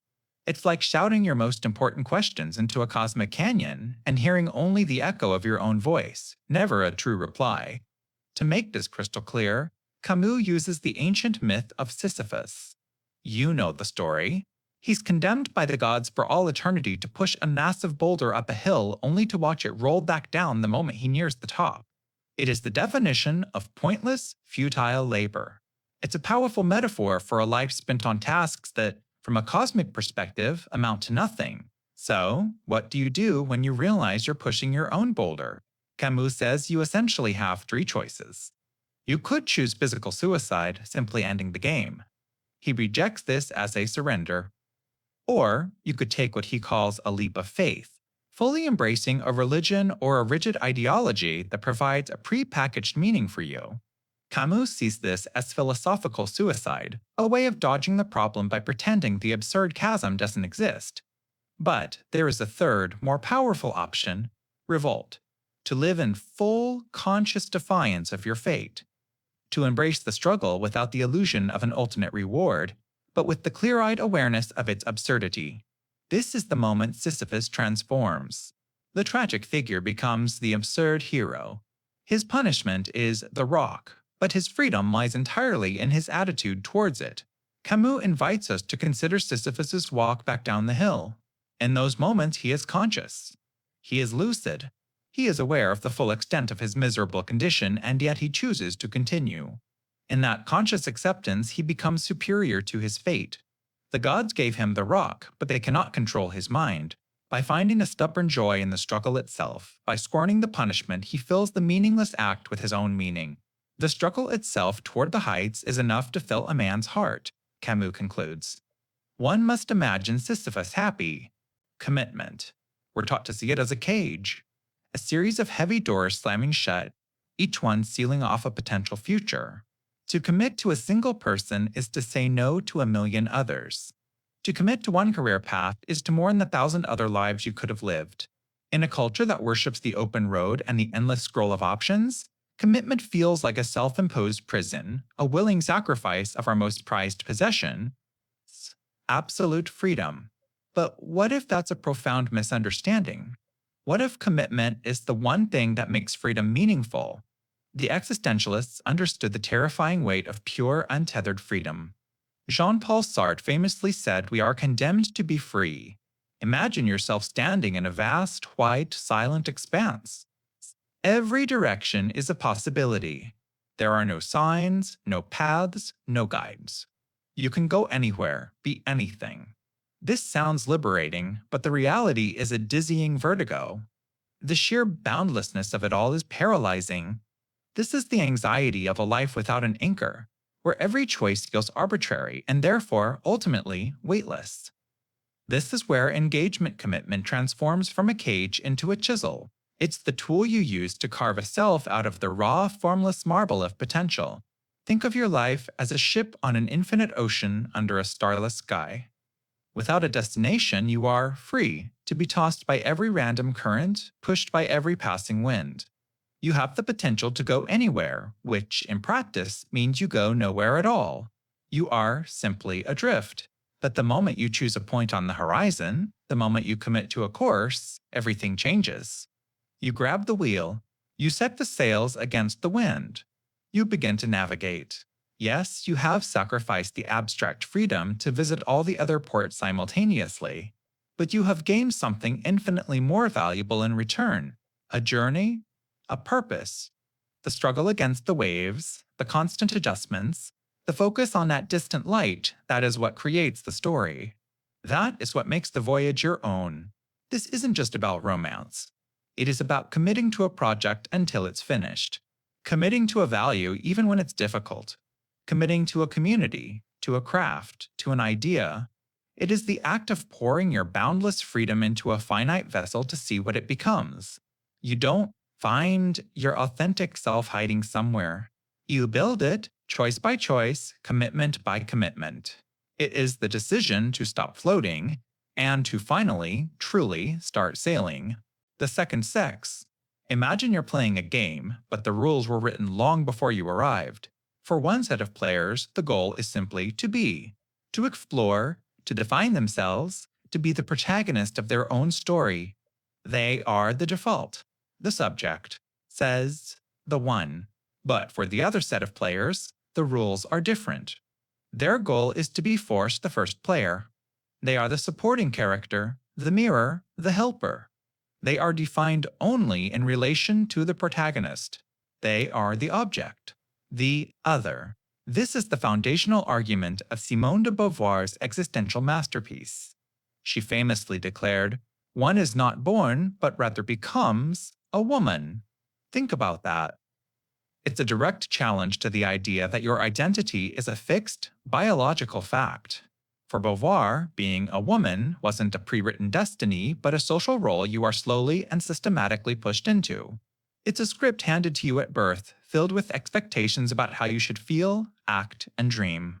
And here's where it connects directly to our question of absolute freedom. Existentialism tells us that we are condemned to be free, that we must create our own meaning and essence through our choices. But Beauvoir asks a devastating question. What if you're not allowed to choose?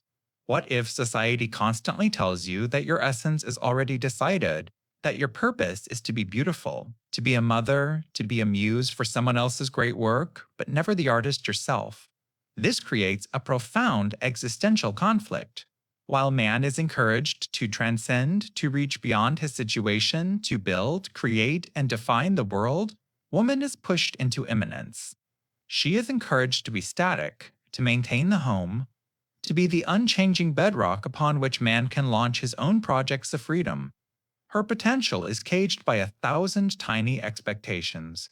So when we talk about the second sex, we're not just talking about social inequality. We are talking about a fundamental theft of freedom. It's the struggle to stop being the mirror and to become a person. The fight to tear up the pre-written script and finally have the terrifying, exhilarating freedom to write your own. If half of humanity is raised to be the others, can any of us truly claim to be absolutely free? The ethics of ambiguity. Imagine you're handed a box of mismatched bricks with no instruction manual, no picture on the box, just a pile of potential. That, in essence, is the human condition as seen by the great existentialist philosopher Simone de Beauvoir. She argues that we are born into a world without any preordained meaning or divine blueprint. Our existence is a fundamental ambiguity. We are both a physical object in the world, subject to its laws, and a conscious freedom, able to create our own purpose from scratch. This is the famous existentialist mantra. Your existence precedes your essence. You aren't born a hero, a villain, or a baker. You are born, and then, through your choices, you become something. It's terrifying. It's the dizzying weight of absolute freedom. De Beauvoir says we are condemned to be free. There's no one to blame, no cosmic plan to fall back on. The responsibility for what your life will mean rests entirely on you. And because this is so scary, many people try to run from it. They try to become a thing, not a person. De Beauvoir calls this the spirit of seriousness. It's when you pretend that some external value, your job, your nationality, your political party, is an absolute objective truth handed down from the heavens. You're hiding from the ambiguity, pretending you're just a cog in a machine instead of the one who chose to be a cog. You're trading the burden of freedom for the comfort of a pre-written script. But here is where it becomes an ethics. De Beauvoir's brilliant move is to say that you cannot truly be free alone. To will your own freedom, you must necessarily will the freedom of others. Why? Because your freedom needs a world full of possibilities to act upon, and those possibilities are created by other free people. Think of it like a jazz improvisation. Your brilliant solo only has meaning because the other musicians are also freely creating, responding, and pushing the music forward. If they were just playing programmed notes, your freedom would be hollow and meaningless. So the ethics of ambiguity isn't about finding a single right answer in a cosmic rulebook. It's about embracing the fact that there isn't one. It's about shouldering the magnificent, terrifying burden of your own freedom and recognizing that your project of self-creation is fundamentally tied to everyone else's. True freedom isn't a solitary escape. It's a shared, chaotic, and beautiful construction project, using those bricks we were all given at the start. Fyodor Dostoevsky, imagine a psychologist with the soul of a prophet and the rap sheet of a political prisoner. He's a man who was sentenced to death, blindfolded before a firing squad, and pardoned at the last possible second. That experience of staring into the void never left him. It became the ink he used to write about the most terrifying and exhilarating human condition: freedom. For Dostoevsky, the question wasn't just if we are free, but what we do with that freedom once we realize its terrifying scope. He saw a storm brewing in the modern world, a world that was beginning to believe that science and reason could solve everything, that human beings were just complex machines you could optimize for happiness. Dostoevsky thought this was a dangerous fantasy. To prove it, he created one of literature's most spiteful and unforgettable characters, the underground man. This is a man who knows what's good for him. He knows that 2 plus 2 equals 4, but out of sheer, stubborn defiance, he will insist that it equals 5. He will refuse a doctor for a toothache not because he enjoys the pain, but to prove that his will, his choice, is more powerful than his own well-being. He is a testament to the idea that you would rather be unhappily free than happily determined. You would rather suffer on your own terms than thrive on someone else's. But then, Dostoevsky flips the coin. In The Brothers Karamazov, he presents the parable of the Grand Inquisitor. The Inquisitor argues that absolute freedom is an unbearable burden for humanity.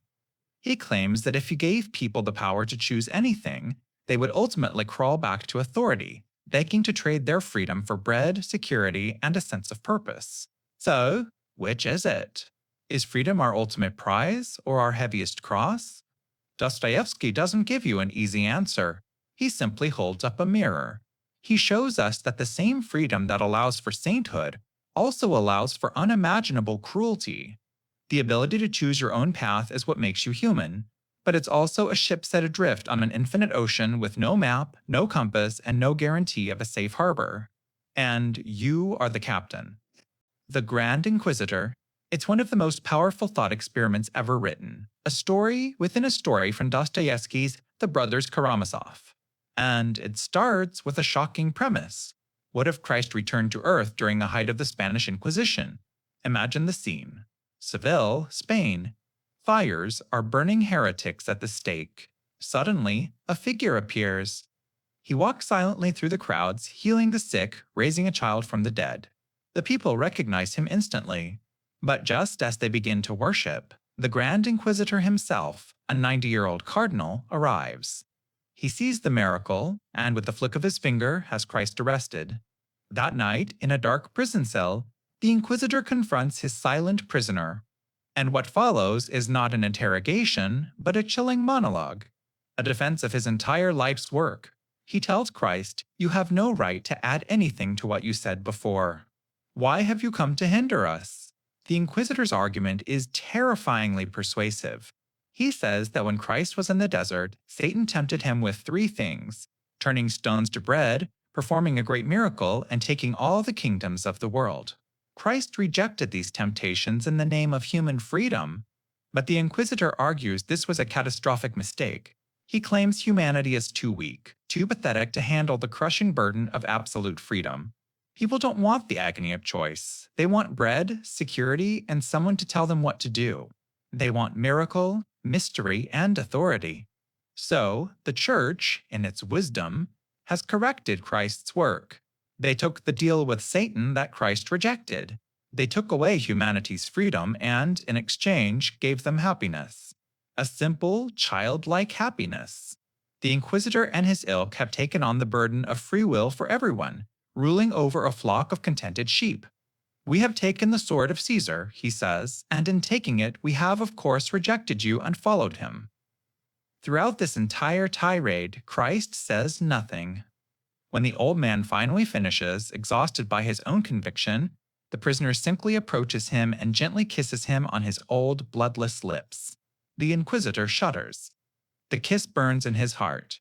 He opens the cell door and says, "Go, and come no more, come not at all, never, never." The prisoner walks out into the dark city streets. The story leaves you with an unbearable question. The inquisitor offers a golden cage, a world without suffering, doubt, or difficult choices. Christ offers a terrifying freedom, a freedom to choose, to fail, to suffer, but also to love. Which world would you choose to live in? And which one are we living in now? The underground man. Imagine a person so obsessed with freedom that they would choose misery over a perfectly happy, predictable life. This isn't just a thought experiment, it's the bitter, spiteful narrator of Fyodor Dostoevsky's Notes from Underground. He's a character who lives in a metaphorical basement of his own consciousness, stewing in resentment, not against a tyrant or a government, but against reason itself. You see, the underground man is terrified of a future he calls the Crystal Palace. Think of it as a perfect utopia, a society where science and logic have solved every problem. Every human action is predictable, calculated, and optimized for happiness. It's a flawless algorithm for living, and for him, it is the ultimate prison. Because if everything is determined by the laws of nature and reason, where is your free will? Where is your you? This is where his most famous and most insane declaration comes in. He argues that a human being will sometimes, out of sheer spite, choose to believe that 2 + 2 = 5. This isn't a math error, it's a declaration of war. He's saying that the most precious thing we have is our own will, our own caprice, even if that will leads us directly to pain and self-destruction. He would rather have the freedom to be irrational, to suffer, to make a terrible choice, than to be a happy, predictable cog in a perfect machine. The formula 2 × 2 = 4, he says, is no longer life, but the beginning of death. But here's the tragic paradox. The underground man is paralyzed by his own freedom. He can't act because any action would conform to some kind of logic or desire. So he does nothing. He retreats into a squalid corner and wallows in his own spite. His freedom is purely negative, a freedom from everything, but not a freedom to be anything. He shows us the terrifying dark side of the quest for absolute liberty. He forces you to ask, what is the value of a freedom that only leads to self-hatred and isolation? Is the right to choose your own suffering the ultimate expression of humanity, or its most profound sickness, radical freedom? Imagine you're standing at the edge of a cliff. There's no railing, no one holding you back. The only thing stopping you from stepping off is you. That dizzying, terrifying vertigo, that is the feeling of what Jean-Paul Sartre called radical freedom. He famously said we are condemned to be free. It sounds like a contradiction, doesn't it? How can freedom be a punishment? Because you never asked for it, yet you can never, ever escape it. From the moment you're thrown into existence, you are completely responsible. The core idea is this: existence precedes essence. Think of it like this. If you build a chair, you first have a blueprint, an idea, an essence of what a chair is. Only then does the chair exist. But for you, for a human, it's the other way around. You are born, you exist first. There is no blueprint. There is no pre-installed human nature or divine purpose telling you who to be. You are an actor pushed onto a stage without a script, a director, or even a character description. Every line, every action, you have to improvise. And this is where the condemnation comes in. Because if you are the sole author of the play, you are solely responsible for the masterpiece, or the mess. This isn't just about what you have for breakfast. For Sartre, every choice you make is you implicitly saying, this is how a human being should act. You are creating a model for all of humanity. The weight of that total responsibility for every single moment is what existentialists call anguish. It's the crushing pressure of infinite possibility. Naturally, we try to escape this. We pretend we aren't free. This is called bad faith. It's when you say, I had no choice, or I can't help it. That's just my personality. You're acting like you're a rock, a thing with a fixed nature, instead of a conscious being defined by your actions.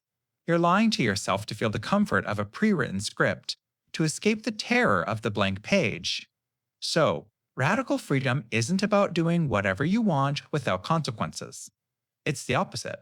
It's the realization that you are the source of your own values, the author of your own life, and that every action is the consequence you have chosen. You are chained to the throne of your own existence. You can't abdicate. The question is, what will you do with that terrifying absolute power? Kierkegaard's 3 stages.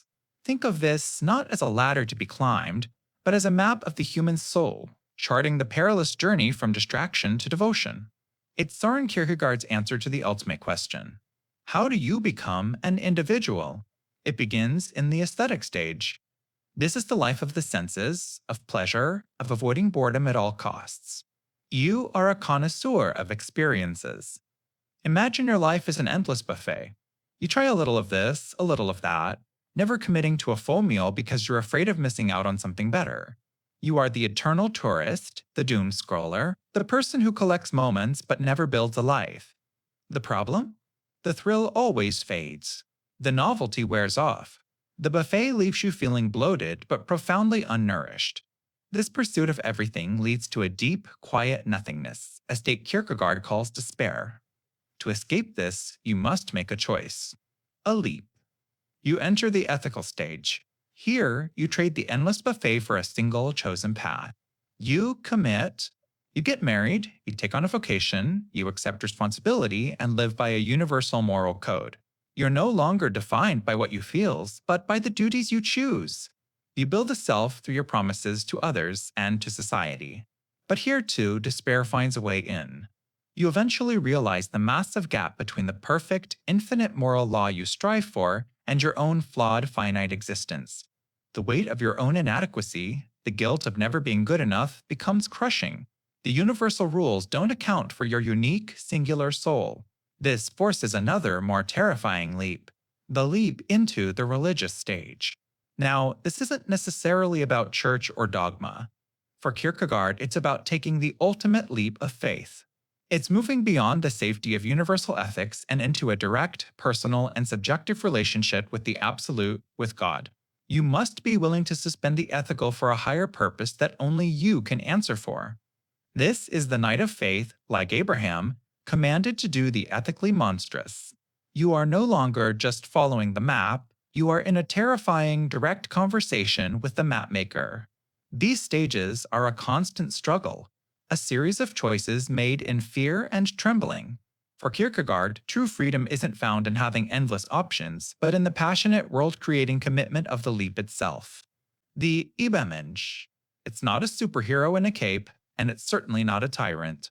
Think of it less as a person and more as a destination. For the philosopher Friedrich Nietzsche, you, right now, are not the finished product. You are a rope, a dangerous bridge stretched over an abyss, connecting the animal you once were to the overman you could become. So, how do you make the crossing? It begins with a terrifying realization. When Nietzsche declared that God is dead, he meant that all the external sources of value we relied on, tradition, society, inherited morality, have lost their power. The old signposts have been torn down. There are no pre-written rules for a meaningful life hanging in the sky for you to download. You are, in a profound sense, completely on your own. Faced with this void, many people panic. They either cling to the wreckage of old beliefs or sink into despair, concluding that nothing matters. But the one who strives to become the Übermensch does something radically different. They see the empty space not as a loss, but as the ultimate freedom, the freedom to create. This isn't the cheap freedom of simply doing whatever you feel like. That's just being a slave to your impulses. This is a harder, more demanding freedom, the freedom to become your own lawgiver. You don't discover your values out in the world, you forge them in the fire of your own experience. You stop asking, "What is the meaning of my life?" and instead stand up and give your life its meaning. Imagine your life as a block of uncarved marble. Most of us let others, our parents, our culture, our fears, do the sculpting for us. The path of the Übermensch is to seize the hammer and chisel yourself. You decide the form. You carve your own virtues into existence, embracing your strengths, your passions, and even your suffering as essential parts of the masterpiece. Nietzsche gives this creator a final, soul-crushing test: the eternal recurrence. Imagine a demon tells you that you must live this exact life, with every single joy and every agonizing pain, over and over for eternity. Would you curse that demon? Or would you declare it a god? To joyfully will the eternal repetition of your own existence is the ultimate act of self-affirmation. It's not about escaping the human condition, but mastering it, turning your very life into a work of art that you would proudly sign your name to forever. Will to power. Now, this isn't what you probably think it is. The phrase conjures images of tyrants, of brute force, of a jackboot on a human face. But that's a gross, dangerous misreading. For Nietzsche, the will to power isn't about dominating other people. It's about the far more difficult and profound task of dominating yourself. Think of it as life's fundamental operating system. It's the intrinsic drive in all things to expand their sphere of influence, to grow, and to express their maximum potential. Imagine a simple tree. It doesn't just aim to survive. It actively pushes its roots deeper, spreads its branches wider, fighting other trees for sunlight. It strives to overcome resistance and impose its form on the world. That relentless, creative, upward striving. That is the will to power. It's the artist facing a blank canvas, not just to paint a picture, but to conquer the void with their vision. It's the philosopher wrestling with a chaotic world, trying to impose order and meaning upon it. You feel this every single day. It's that quiet but insistent impulse that tells you to learn an instrument, to finish a difficult book, to perfect a recipe. It's the deep satisfaction you get from mastering a complex skill, not just for a reward, but for the sake of the mastery itself. It's the force that pushes you to turn your messy, painful, and joyful experiences into a coherent narrative, your story. Every time you choose the harder path for the sake of growth, every time you overcome your own laziness or fear, you are exercising your will to power. And this is the very engine of authentic freedom. For Nietzsche, freedom isn't a passive state of being left alone. That's a weak, shallow version. True, absolute freedom is an achievement. It is the active, difficult, and constant process of shaping your own values and living by them in a world that wants to give them to you. It's using your will to power to become the sculptor of your own soul. You are both the raw marble and the chisel, chipping away at every external influence, every inherited belief, everything that isn't truly you, to reveal the person you are actively becoming. Without this drive, freedom is just an empty space, a vacuum that will inevitably be filled by the will of others. So, the will to power isn't a hunger for a political throne. It's the hunger for a taller mountain to climb, simply for the sake of the climb. It is the profound joy found in struggle and self-overcoming. It is life's grand affirmation of itself, not in its comfort, but in its constant, glorious, and creative struggle to become more than it was a moment ago. It's the essential force that allows you to take the raw material of your existence and make it art. Master-slave morality. It's a concept from Friedrich Nietzsche that suggests everything you think of as good or evil isn't a divine command or a universal truth, but the result of an ancient psychological war. He argued that throughout history, two fundamentally different moralities have been locked in a struggle for dominance, and the one that won might not be the one you think. First, you have master morality. This is the value system of the powerful, the noble, the ruling class. For them, good is a self-affirmation. It's a celebration of what they are as strong, proud, creative, and life-affirming. Their virtues are courage, ambition, and a certain joyful ruthlessness. What they call bad is simply what is not them, the weak, the common, the cowardly. It's not an evil to be fought, just a pathetic reality to be looked down upon. Think of a lion. A lion doesn't see the gazelle as evil. The gazelle is just, other. The lion's morality is based entirely on its own power and excellence. It looks in the mirror and says, "This is good." But then you have slave morality. This is born from the oppressed, the powerless, the people who suffer under the masters. They can't win on the master's terms, so they perform what Nietzsche called a revaluation of all values. It's an act of sublime, psychological revenge. They look at the master's strengths, the pride, the power, the wealth, and they ingeniously label them evil. Then they take their own condition, their own weakness, and transform it into virtue. Humility, patience, pity, meekness, these become good. It's a morality that says no to the master's world. It creates the very concept of evil as a powerful external force to be feared and resisted. This is the morality of the herd, designed for comfort and survival. Nietzsche's chilling point is that for the last 2,000 years, slave morality has almost completely won.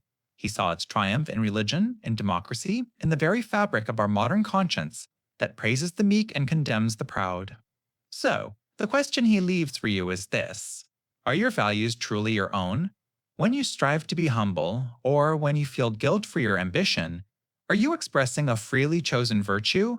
Or are you simply inheriting the clever survival tactics of the oppressed from millennia ago? If our fundamental sense of right and wrong is a weapon from an ancient power struggle, how free can any of us really be to decide who we are? Martin Heidegger. He's one of the most challenging and controversial thinkers of the 20th century, an architect of existentialism who didn't just ask what things greer, but what it means to Beck in the first place. For Heidegger, you aren't a ghost in a machine, a mind piloting a body. Your unique mode of existence is what he called Dasein, which literally means being there. You are not a spectator looking at the world from a distance. Your very being is your active, messy engagement in the world.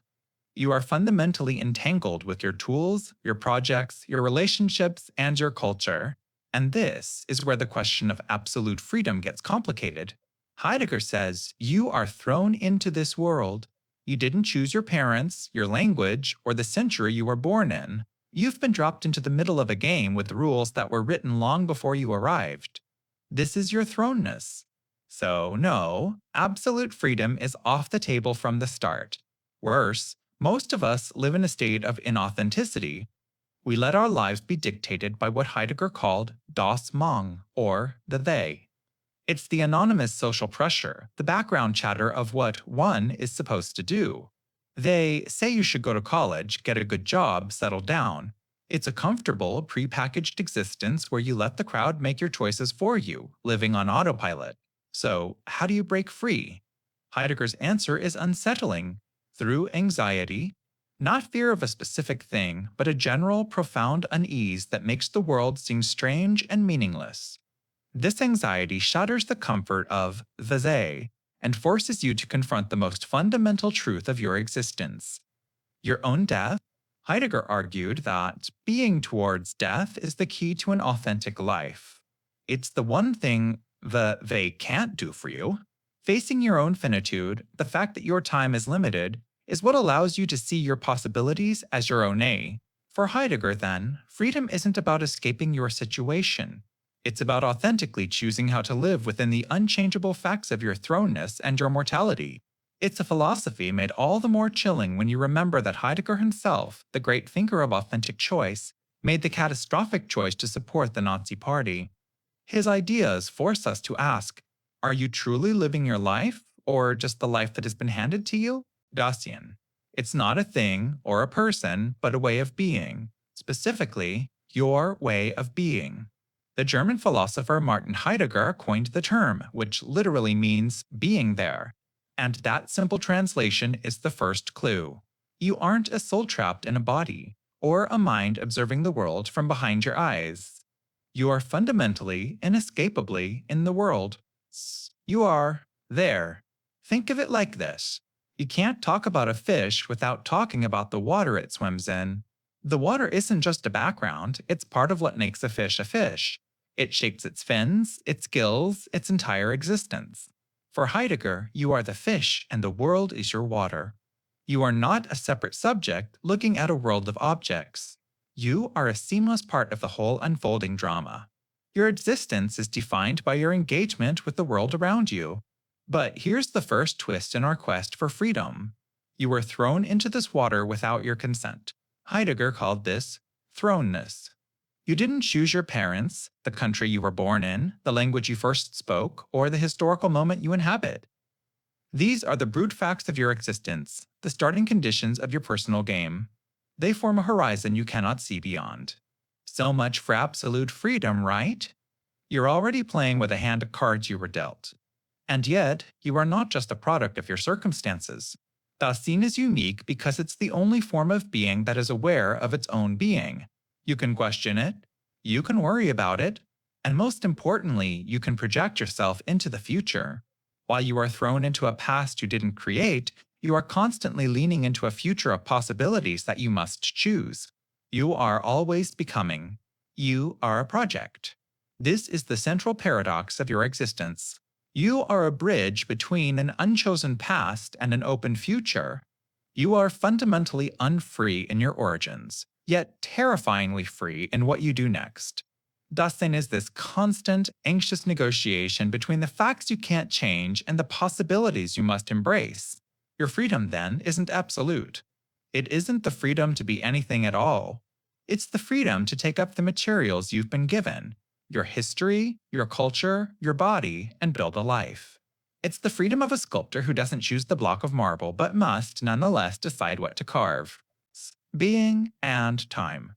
It's not a book about what time it is, but about what time is sick. At its heart lies the most fundamental question you can ever ask. What does it actually mean to be? Not to be a rock or a tree, but to be you, a creature aware of its own existence. Heidegger gives this unique human experience a special name, Dasein. It literally means being there.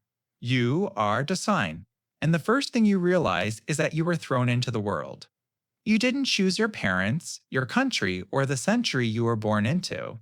You were simply dropped into a story already in progress, a world filled with rules, language, and expectations you never agreed to. This is your thrownness. So, where does time fit in? For Heidegger, time isn't a line you travel on or a river you float in. Time is the very fabric of your being. Imagine you are a piece of music. The note being played right now. The present only makes sense because of the notes that came before it, your past, and the possibilities of the notes yet to come, your future. You aren't in time, you are a stretching out of time. Your past is always with you, and your future is always pulling you forward, shaping the person you are in this very moment. Most of us, most of the time, live inauthentically. We get lost in the noise of the everyday. We do what one is supposed to do. We follow the script written by that anonymous chattering crowd. But something can jolt us out of this slumber. A profound, quiet anxiety. It's the feeling that reminds you of your own mortality. Heidegger calls this being towards death. It's the stark realization that your time, your project of being you, is finite. This isn't supposed to be morbid. It's supposed to be a wake-up call. Because only when you confront the fact that your existence will end can you truly grasp its weight. This realization liberates you from the tyranny of the they, forces you to ask, if this is my one and only performance, whose music am I playing? The freedom Heidegger points to isn't about escaping your circumstances. It's the freedom to take ownership of your finite time and choose, authentically, the person you are going to be. Thrownness. Imagine, without any warning, you are dropped into the middle of a play. It's already the second act. The lights are hot, a hushed audience is watching, and the other actors are reciting lines from a script you've never seen. The set, the costumes, the very plot itself, all of it was established long before you made your entrance. This jarring, disorienting feeling of being thrust into a world already in motion is the essence of the German concept Geworfenheit, thrownness. It's a core idea from the philosopher Martin Heidegger, and it points to a fundamental condition of your existence. Think about it. You were simply dropped into life. You didn't consent to being born. You didn't choose your parents, your genetic makeup, or the country whose flag you first learned to salute. You didn't pick the historical moment, with all its technology, politics, and anxieties, that would become your present. All these foundational facts of your being, what existentialists call your facticity, were handed to you. You were thrown into a game where the board was already set up and the first few moves had already been made for you. So, where does this leave our grand idea of absolute freedom? Thrownness is the first and, perhaps biggest, check against it. You are not a blank canvas in a silent, empty room. You are a canvas that already has a background color, a texture, and is hanging in a very specific gallery. Your freedom isn't the limitless power to do anything, but the situated capacity to respond to something. It's like being a sailor. You can't control the wind or the currents, that's your thrownness. But you are absolutely free and, in fact, responsible for how you set your sails. You can curse the storm, or you can navigate it. And this is the existential paradox that is so terrifying and so liberating. You are not a puppet of circumstance. Acknowledging your thrownness isn't an excuse for inaction. It's the opposite. It's the necessary starting point. While you didn't choose the stage, you are now on it. You are the actor without a script, and your silence is as much of a choice as your speech. You are thrown into this world of unchangeable facts, but you are simultaneously and radically free to decide what those facts will mean. You can't change the hand you were dealt, but you are condemned every single second to choose how you play those cards. This isn't the end of your freedom. It's the very ground upon which your meaningful human freedom must be forged. Being towards death.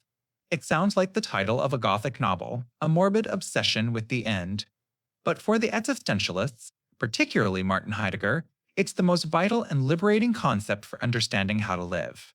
It's the recognition that your life, from its very first moment, is oriented towards its own final possibility, is its end. Most of the time, we run from this. We live in what Heidegger called the they.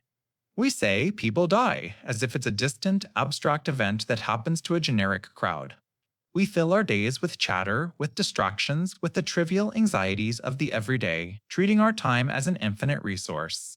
We act as if death is an accident that might befall us, not a certainty that defines the very structure of our existence. We see it as something that happens to a life, rather than the horizon of a life itself. Imagine you're on a road trip with an infinite supply of gas and a road that never ends.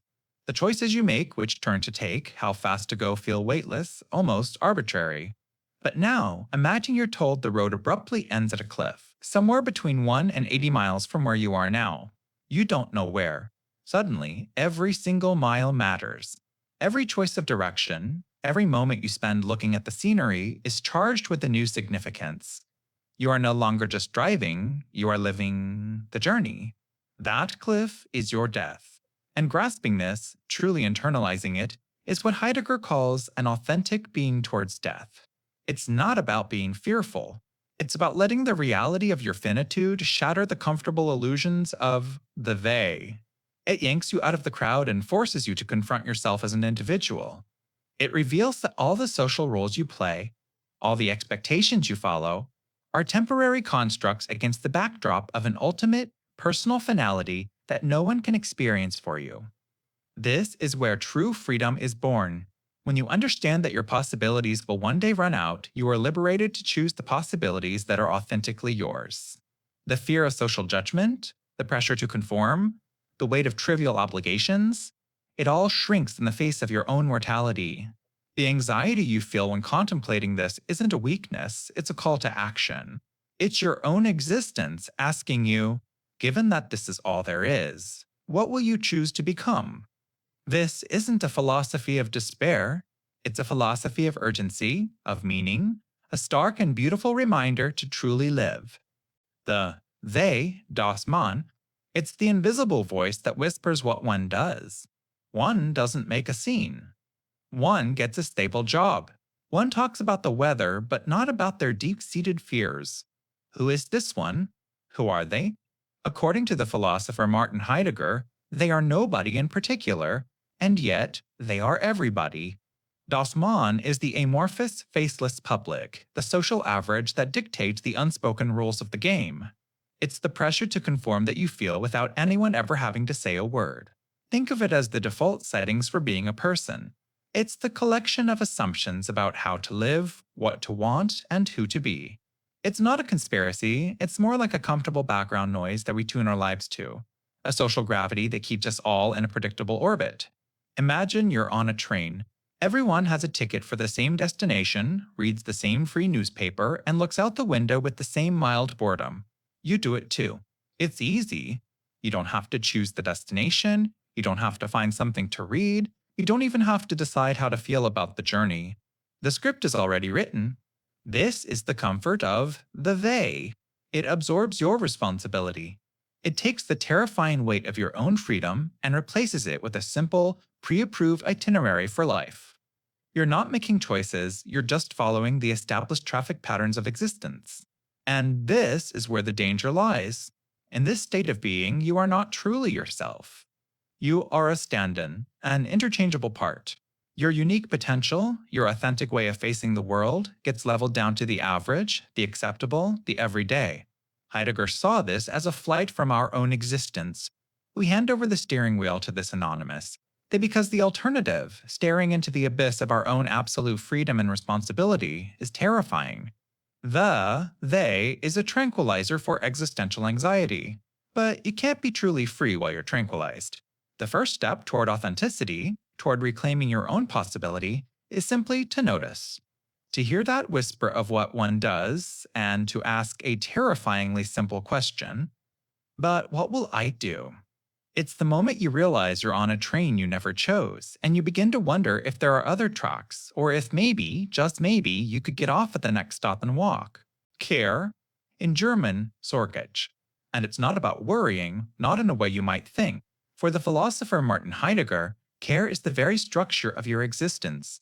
It's the invisible architecture holding your life together, the constant, quiet hum beneath all your thoughts and actions. You are a being that is fundamentally concerned with its own being. Think of it like this. Your existence has 3 tenses, and care is what binds them. First, there's the past that you're always carrying. Heidegger called this thrownness. You were thrown into this world, into a specific time, a specific family, a specific body. You didn't choose any of it. It's the unchangeable set of circumstances that make up your starting point. You were dropped into the middle of a story that had already begun, and that story is now part of you. That's the first dimension of care. You are concerned with a past you did not create but must now carry. Second, there's the future you're always leaning into. He called this projection. You are never just a static object, you are always a project, always in the process of becoming. You have goals, ambitions, fears for the future. You are constantly moving towards a horizon of possibilities, trying to be a certain kind of person.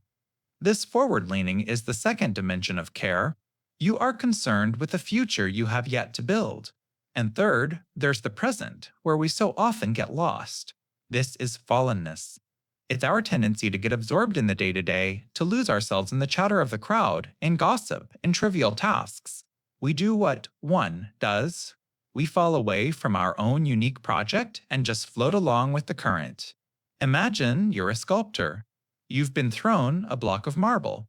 You didn't choose the marble, its size, or its flaws. That's your past. Your projection is the vision you have for the statue you want to carve from it. It's what you are striving towards. But fallenness is when you get so distracted comparing your marble to everyone else's, or just endlessly polishing one tiny corner, that you forget the statue you were even trying to make. So, is absolute freedom possible? Care tells us no. You can't be free from the marble you were given. You can't be free from the fundamental project of becoming something. But this is the paradox. It's this very structure, this tension between what you are and what you could be, that makes freedom meaningful in the first place. Without care, freedom would be a void. It would be an uncarved block of marble with no sculptor to even imagine what it could become. Phenomenology. Imagine you're biting into an apple. Science can describe it perfectly. Its malic acid, its fructose content, the physics of the crunch. But science can never capture the experience of it. That specific, crisp sweetness flooding your senses, the memory it might trigger of climbing a tree as a child, that inner world of experience is the only reality you ever truly know. And phenomenology is the radical attempt to study it directly. Its founding motto was, "To the things themselves," which sounds simple, but it's a command to perform a kind of mental surgery. It asks you to take all your assumptions about the world, your scientific knowledge, your cultural biases, your religious beliefs, even your belief that the physical apple actually exists outside of your perception, and put them aside. Think of it like checking a heavy coat at the door. You're not throwing the coat away, you're just temporarily setting it aside to feel the temperature of the room on your own skin. This act is called bracketing, and it's the key to seeing the world as it is presented to your consciousness, without a filter. When you do this, you realize something profound. Your consciousness is never just an empty container. It's always active, always directed at something. You feel curiosity. You don't just see, you see the screen. Consciousness is a spotlight, always pointing outward, intending, grasping, and relating to the world. This is what philosophers call intentionality. This is where the ground shifts beneath your feet. By focusing on this life world, the world of your lived raw experience, you discover that meaning isn't something you find like a treasure. It's not hiding in the apple or in the stars. Meaning is something that arises in the dynamic encounter between your consciousness and the world. The world appears to you, but you are the one who gives it significance, who feels its beauty or its threat, who weaves it into the story of your life. And right there, in that gap between the world and your experience of it, is the seed of absolute freedom. Because if you are the ultimate source of meaning in your own reality, then you are also completely responsible for it. You aren't a passive observer of a pre-written script. You are the consciousness through which a world comes to matter at all. Edmund Husserl, the man who wanted to perform a factory reset on philosophy. He looked at centuries of thought and saw a system clogged with assumptions, with theories built on top of other theories, until no one was looking at the actual experience of being alive anymore. His radical idea was to get back to the things themselves, to the raw data of consciousness before we interpret it. Imagine you're sitting in a dark movie theater, completely absorbed in the story on screen. That's our normal, everyday life. Husserl asks you to do something strange. He wants you to ignore the movie for a moment and instead study the projector beam. He wants you to notice the flicker of the light, the dust motes dancing in its path, the way the lens shapes the image. That projector, that's your consciousness. And his method, called phenomenology, is the art of studying how your consciousness projects the world you experience. To do this, he proposed a technique called the epoché, or the bracketing. It's like putting the question of whether the movie is real or fake on hold. You don't deny the world exists, you just suspend judgment about it. You bracket out all your scientific, cultural, and personal biases. You set aside the question of what causes what and simply describe what appears. What's left when you do this? Just the pure, unvarnished flow of experience as it presents itself to you. And in that pure flow, he discovered a fundamental law. Consciousness is always consciousness of something. Your awareness is never just an empty container. It's always directed satla an object, a memory, a feeling, a hope. This aboutness he called intentionality. It's the unbreakable dynamic link between your mind and the world, the very structure of experience itself. Now, why does this matter for freedom? Husserl himself wasn't an existentialist, but he handed them their most important tool. By showing that our reality is actively constituted by our conscious acts, he opened a profound door. If the world as we know it is shaped by the way we perceive it, then what does that say about our power to change it? The existentialists who followed him, like Heidegger and Sartre, took this idea and ran. They saw that if we can step back and see how we are creating our world of meaning, we gain a terrifying and exhilarating freedom. The freedom to choose what things mean. Husserl gave us the blueprint for the projector, and the existentialists started asking if we could change the film that was playing. Intentionality. It's the invisible thread that connects your mind to the world. Think about the difference between a random splatter of paint on a canvas and a masterpiece. Both are just paint. The difference is direction, purpose, a mind reaching out and shaping the chaos. That reaching out? That's intentionality. In existentialism, this isn't just a fancy word for being on purpose. It's a fundamental law of consciousness. Your mind is never just empty. It's never just on. It is always on about something. It's consciousness of a tree, a memory, a feeling of sadness, or the sound of my voice. Your mind is like a spotlight in a dark room. It can't just be a diffuse glow. It has to be pointing at something to reveal it. You can't just think. You have to think about something. You can't just see. You have to see something. This constant aboutness is the very structure of your awareness. So what does this have to do with freedom? Everything. If your consciousness is a ship on the vast, open ocean of existence, then intentionality is the rudder. The ocean represents your absolute freedom, the terrifying, infinite potential to go anywhere. But without a rudder, you're not free, you're just adrift, pushed around by random currents. Intentionality is how you steer. It's the act of choosing what to point your spotlight at. By directing your attention, your focus, and your care toward something, you are actively choosing your reality from a sea of infinite possibilities. This is a powerful and heavy idea. It means you are never a passive observer of your life. You are, in every single moment, participating in its creation. The world isn't just happening to you. Your consciousness is constantly reaching out, grabbing onto pieces of it and weaving them into the story of your experience. Every thought you entertain, every object you truly notice, is an act of commitment. It's a choice. You are aiming the beam of your awareness and, in doing so, deciding what parts of the universe get to be real for you. But this raises a critical question.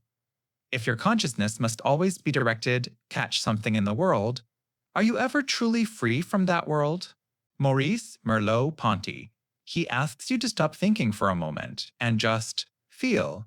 Feel the weight of your body, the texture of the surface you're resting on, the ambient sound of the room. For him, this isn't background noise. This is where philosophy and your very existence begins. For centuries, Western thought had split you in two: a rational mind, the real you, piloting a clumsy biological machine, a ghost in a machine. Merleau-Ponty thought this was a profound mistake. He argues that you are not a mind in a body, you are your body. It's not a prison for your consciousness, it is the very medium of your consciousness. Think of a master pianist. They don't consciously command each finger, go to this key, now this one. Their hands just know the music. The piano becomes an extension of their body, their will, their being. For Merleau-Ponty, your entire relationship with the world is like this. Your body is your primary way of knowing it, of being with it. This is what he called the primacy of perception. Before you form a single abstract thought about a staircase, your body has already understood it. It perceives the stairs not as a collection of geometric shapes, but as a possibility of climbing. A doorknob isn't just brass and steel, it's a to be turned. The world isn't a puzzle for your mind to solve. It's a landscape your body is already in dialogue with. So, what does this mean for freedom? If you're so entangled with your body and your situation, can you truly be free? Unlike Sartre, who posited a kind of terrifying absolute freedom, Merleau-Ponty's vision is more grounded. It's a situated freedom. You can't just will yourself to fly, because your body has physical limits. But within those limits, you have an open field of possibilities. Your freedom isn't a radical break from the world, but the unique way you take up your world. It's the style you give to your existence. It's in the way you learn to move, to speak, to interact with the physical and social space you were thrown into. You are not a disembodied will choosing from a void. Your freedom is written in the very flesh and bone that anchors you to reality, in the subtle dance between what the world offers your body and how your body chooses to respond. The lived body.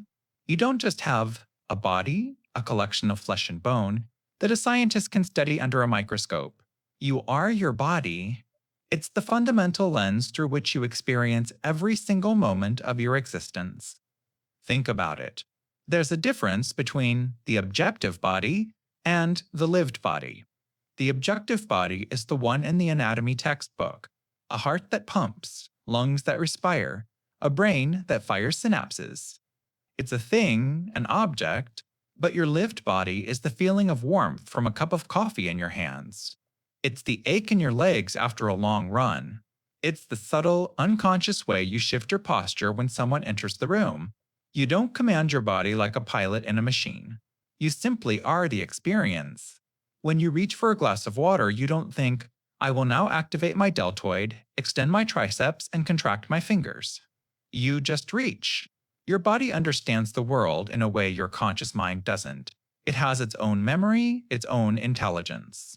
A musician's fingers know the fretboard, a dancer's body knows the rhythm. This is the lived body in action, a seamless flow of intention into the world. And this is where it gets tangled up with freedom. Because your body is your situation. It's your concrete, unchangeable starting point in the world. You were born with this specific body, with its unique strengths and limitations. You can't just decide to fly. You get tired, you get sick, you age. In this sense, your body is a profound limit on absolute freedom. It's a set of facts you can't escape. But here's the paradox. This very same body is the only means you have to be free at all. It is through your hands that you build, create, and hold. It is through your legs that you explore the world. It is through your voice that you argue, persuade, and love. Your freedom isn't something that happens in a disembodied mind. It's a physical, grounded, embodied project. Your body is the anchor that tethers you to reality, but it's also the only ship you have to sail at seas. It is both the cage and the key. Intersubjectivity. It's the invisible architecture of our shared world, the bridge that connects your private universe to mine. Think about it. You live inside your own head with your own unique thoughts, feelings, and memories. I live in mine. So, how do we ever manage to understand each other? How do we build societies, create art, or even agree on what a simple color like red looks like? The answer lies in this strange, powerful space between subjects. It's not objective reality, like the fact that gravity pulls you down. And it's not purely subjective, like your personal preference for coffee over tea.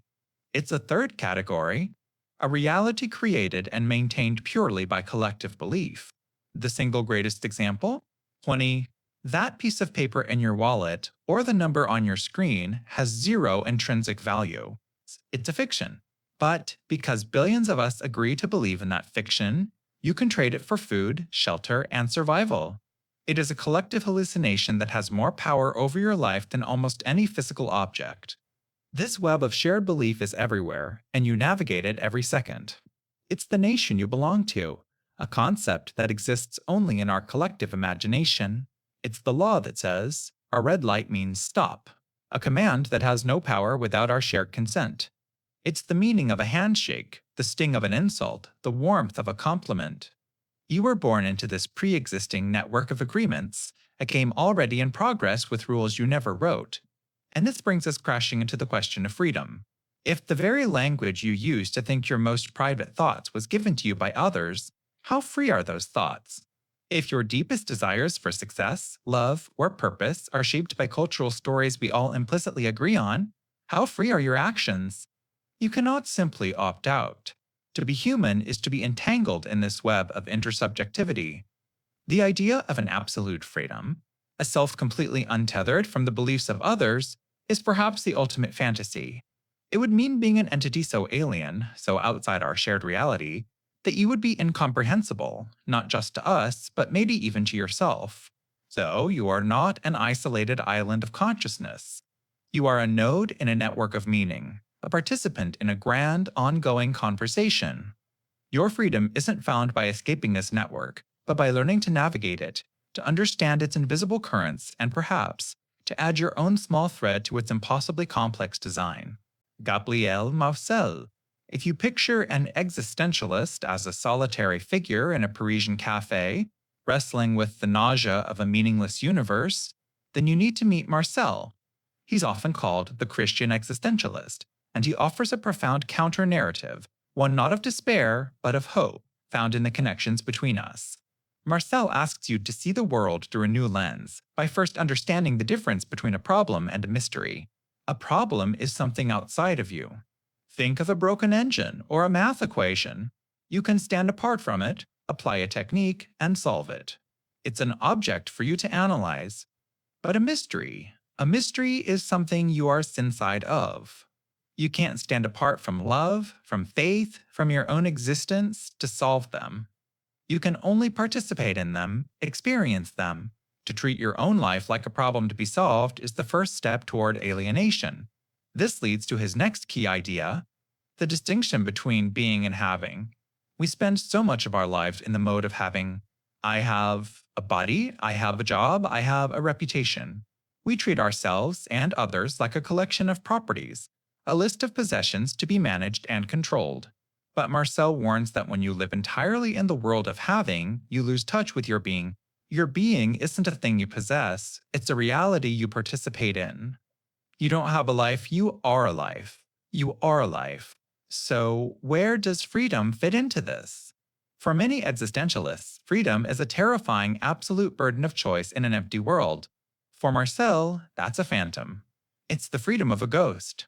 True, human freedom isn't found in radical independence, but in fidelity, acid, and commitment.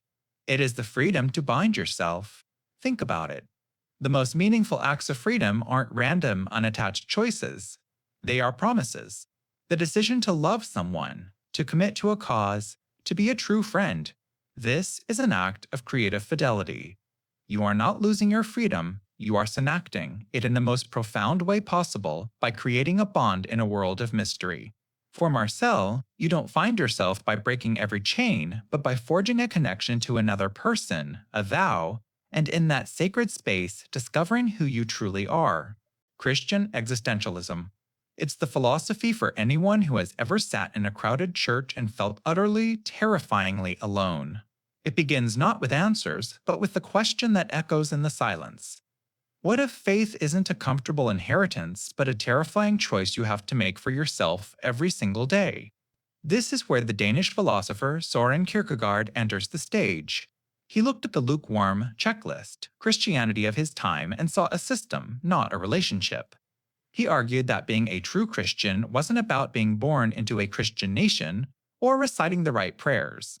It was about confronting the raw, unnerving freedom of your own existence. Imagine you're standing at the edge of a vast, bottomless canyon.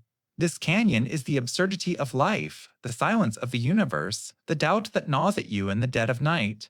On the other side is God, meaning, and salvation. But there's no bridge. There are no handrails, no scientific proofs, no logical syllogisms that can carry you across. All you can do is jump. That terrifying, irrational, passionate commitment is what Kierkegaard called the leap of faith. It's a choice made not with your intellect, but with the full force of your being. It's an act performed in the face of uncertainty, not because of its absence. This is the heart of the matter. The anxiety you feel standing at that cliff's edge, what he called dread, isn't a sign of weak faith. It's the dizziness of absolute freedom, the crushing, exhilarating realization that you, and you alone, are responsible for creating your own soul through the choices you make. For the Christian existentialist, truth isn't found in a dusty theological textbook. It's found in the subjective passion of the individual. It's not about proving that God exists out there, objectively, like a planet or a star. It's about your personal, lived relationship with the divine. It transforms faith from a set of rules you follow into a dangerous, beautiful, and deeply personal adventure. It's the belief that the most profound encounter with God happens not in the comfort of certainty, but in the crucible of your own freedom. Problem versus anded. Mystery. Think of a problem as a jigsaw puzzle on a table. It's something you can stand in front of, outside of. You can see the edges, analyze the pieces, and apply a technique to find a solution. A broken engine is a problem. It's complex, sure, but it exists separate from you. With the right tools and knowledge, you can diagnose it, fix it, and once it's solved, you walk away. Our modern world is built on this mindset, turning obstacles into solvable, manageable problems. It's about finding an answer that makes the question disappear. But a mystery is different. A mystery isn't something you stand in front of. It's a reality you are inside. You can't lay out all the pieces because you caress one of the pieces. You can't get an objective, outside view. Think about the question, what is love? You can't study it from a distance without being the one who feels it, who participates in it. Or consider your own consciousness. How can you step outside of your own awareness to analyze awareness itself? A mystery is a reality that encompasses you, the questioner, within the question. It's like a fish trying to get a complete external perspective on water. The very medium of its existence is the thing it's trying to understand. So, when we ask, is absolute freedom possible? We have to be careful. We instinctively treat it like a problem, a state to be achieved, a code to be cracked. We search for a formula, a set of rules that, if followed, will grant us this thing called freedom. But this is like trying to fix an engine when you're actually navigating an ocean. We're mistaking a mystery for a problem. Freedom isn't an object you can possess. It isn't a destination you arrive at. Why? Because you cannot separate yourself from the question of your own freedom. The very act of asking, of contemplating your choices, your limits, and your potential, that is an act of freedom. You are fundamentally involved in the very thing you're trying to define. So, the goal isn't to find a final, neat answer that solves the problem of freedom. The goal is a deeper participation in the mystery of it. It's about recognizing that the most profound realities of our existence aren't equations to be solved. They are depths to be lived. I and Thou, by Martin Buber. Think of your life as a series of encounters. Most of them are transactions. You see a cashier not as a person, but as a function, the one who takes your money. You see a tree not as a living being, but as an object. Shade, lumber, an obstacle. You scroll through social media, and people become profiles to be judged, content to be consumed. This, Buber says, is the world of I-it. In this world, you are the I, the subject, and everything else is an it, an object to be used, experienced, analyzed, or categorized. It's a world of separation. It's necessary for survival, for getting things done. But it's not where life is truly lived. But then, sometimes, something else happens. The veil drops. You look at a person, and for a fleeting moment, you don't see their job title, their social status, or what you can get from them. You see them, a whole, unique, unanalyzable presence. The distance between you collapses. You are not experiencing an object, you are standing in relation to a subject. This is the I-thou relationship. The thou isn't a thing you can possess or fully understand, it's a presence you meet. This can happen with a person, with a piece of art, with a cat, or even with that tree when you suddenly perceive its singular, powerful existence. So, where does freedom fit into this? The world of I, it is a prison of cause and effect. In it, you are a bundle of traits, a product of your past, a thing to be managed. You are unfree, but in the I-thou moment, all of that falls away. You aren't defined by your utility or your history. You are simply present. In that genuine encounter, a new reality is created in the space between you and the thou. Buber says, this, in between, is where true life, and therefore true freedom, happens. It's not the freedom to doze whatever you want, that's just another way of using the world as an it. It's the freedom of being that emerges only in sincere relation. Here's the tragedy, though. These moments can't last. Every thou you encounter must, inevitably, become an it again. The profound conversation becomes a memory. The person you truly saw becomes a contact in your phone. The magic fades back into the mundane world of objects. We live within the world of it, but we find our meaning, our soul, and our freedom in those sacred, fleeting flashes of thou. Absolute freedom, then, isn't a permanent state to achieve. It's a grace we receive, a window that opens not from within ourselves, but in the holy space between I and thou. Absurdist theater. Imagine you've been given a script to a play you're already in the middle of performing. You look down, desperate for your lines, for some clue as to your motivation, but the pages are blank. That feeling of confusion, of being an actor without a purpose on a stage you don't recognize, that is the heart of absurdist theater.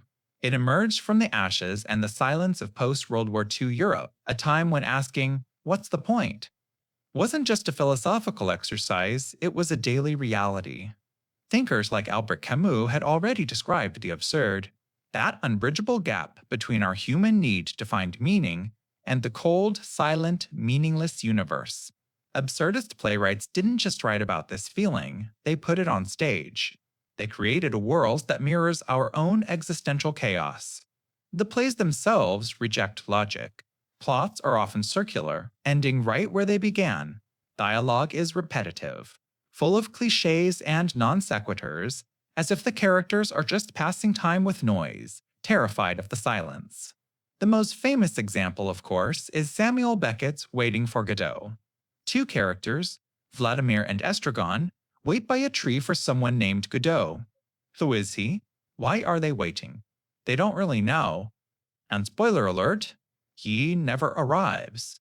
The entire play is the wait. It's the human condition distilled into a single, agonizing, and sometimes darkly funny act of futility. They are trapped, not by walls, but by a hope that is never fulfilled. This is where the question of freedom comes into sharp focus. The characters in these plays are profoundly unfree. They are stuck in loops, repeating the same actions, the same conversations day after day. They are like Sisyphus, but they've forgotten why they're even pushing the boulder.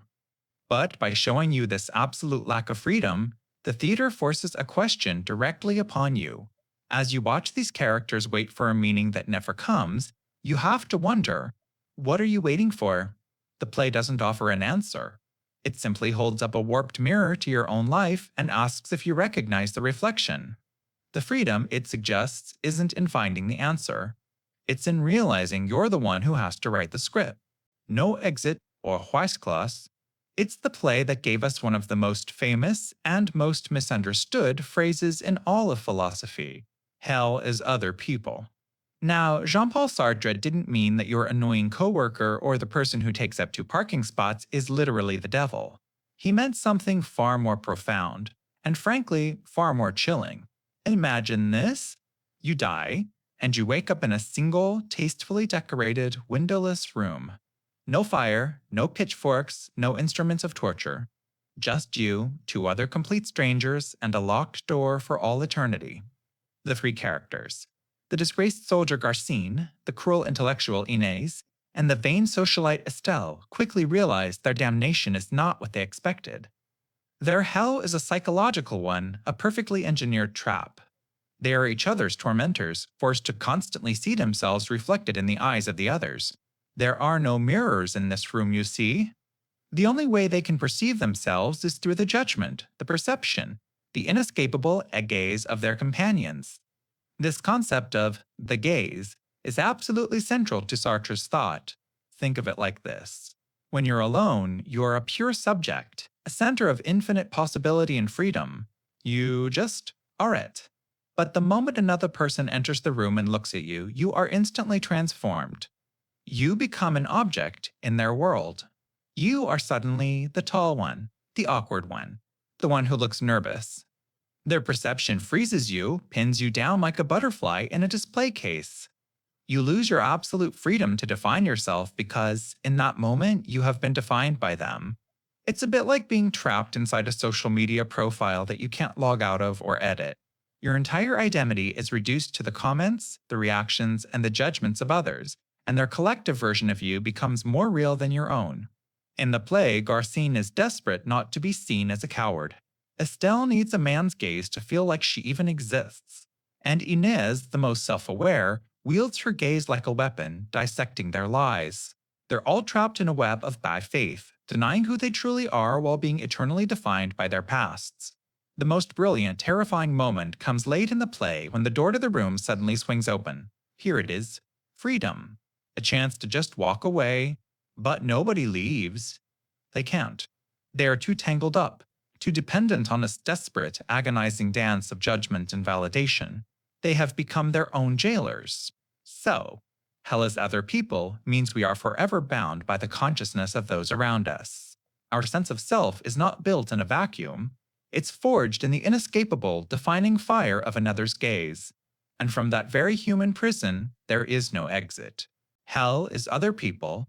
It's one of the most famous and most misunderstood lines in all of philosophy.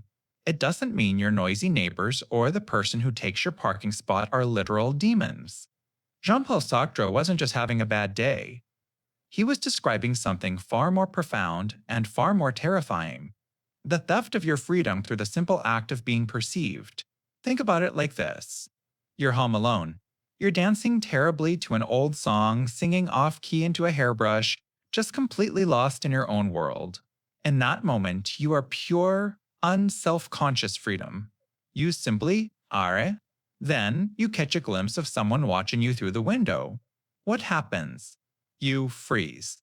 Your body tenses. The joy evaporates, replaced by a hot flush of shame. You are no longer just being, you are being seen. In that split second, Sartre says, you have been turned into an object. Their gaze has transformed you from a free-acting subject, full of infinite possibilities, into a fixed thing in their world. You are now the bad dancer, the person singing poorly, that weirdo. Their perception becomes a cage, pinning you down like a butterfly in a display case. You begin to see yourself through their eyes, and your authentic freedom vanishes under the weight of their judgment. This is the literal hell he depicted in his play, No Exit. 3 deceased souls are locked in a single room for eternity. There are no racks, no flames, no physical torturers. Their hell is simply the inescapable presence of each other. There are no mirrors, so they can only see themselves reflected in the constant, unblinking judgment of the others. They are each other's eternal audience and each other's eternal jailers. They are trapped, not by chains, but by the petrifying gaze that robs them of their ability to define themselves. This hell isn't confined to a stage. It's the human condition. We navigate a world of a billion gazes every day from our parents, our partners, the anonymous scroll of social media. Each look, each like, each judgment shapes and confines us. We internalize this gaze until we become our own wardens, constantly policing our own actions.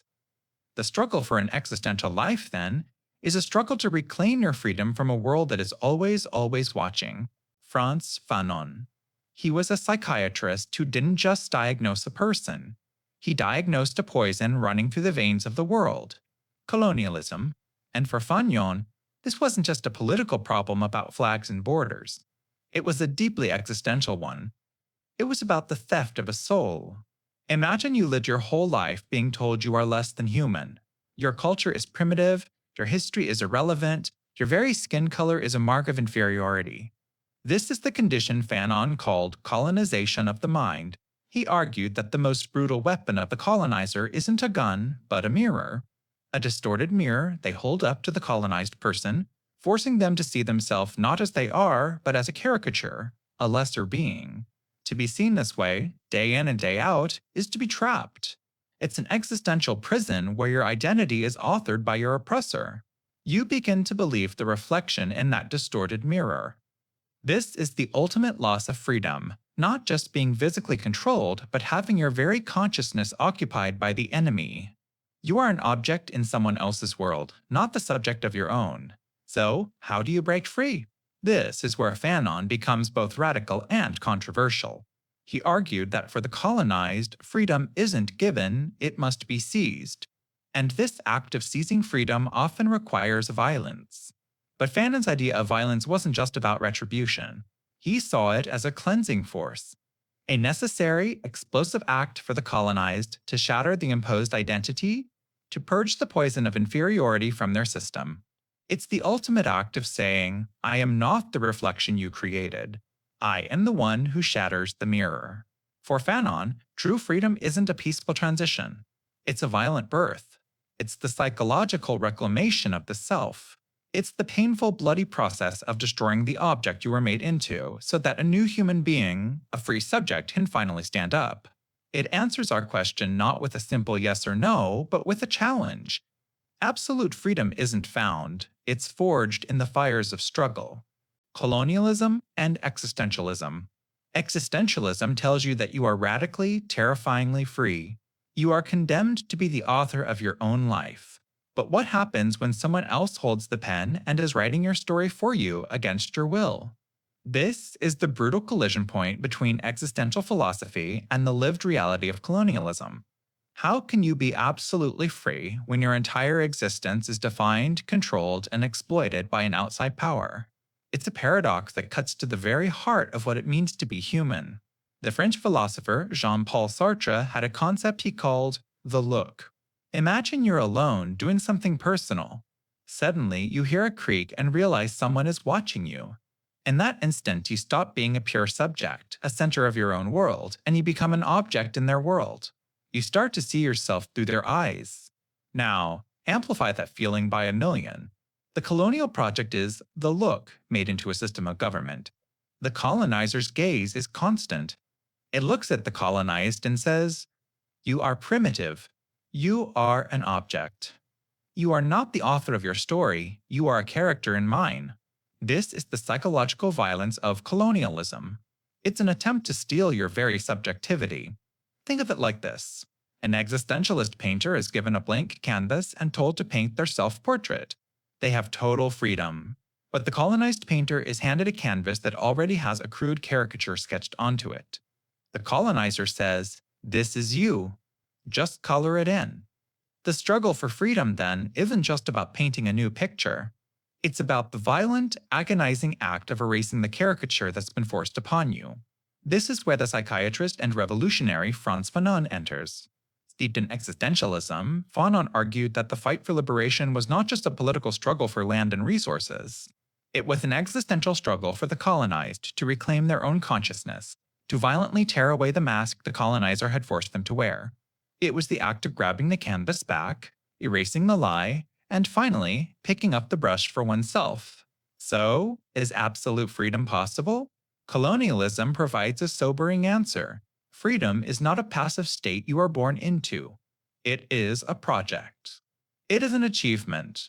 And for millions, it has been a war waged not only on the battlefield, but in the deepest, most private territory of all, the self. The wretched of the earth. It's not just the title of a book. It's a diagnosis of a soul fractured by oppression. The psychiatrist and philosopher Frantz Fanon looked at the world and saw a profound psychological violence being done to millions. He argued that when one group of people colonizes another, they don't just take land and resources. They take the very idea of a self. Imagine you've only ever been allowed to see your reflection in a distorted funhouse mirror. The person holding it insists that the warped, grotesque image you see is you. They define your language, your history, your value. Your very existence is filtered through their gaze. You are an object, not a subject. In this state, what does freedom even mean? Is it just the freedom to exist within the distorted mirror they've built for you? To choose a slightly different pose within that prison of glass? Fanon's answer is a terrifying and radical no. He argues that, for the colonized, for the wretched, the path to true freedom, to becoming a self-defining human being again, requires shattering that mirror. And this act of shattering, he controversially claimed, is often inherently violent. Not violence for its own sake, but what he called a cleansing force. It's the ultimate act of negation.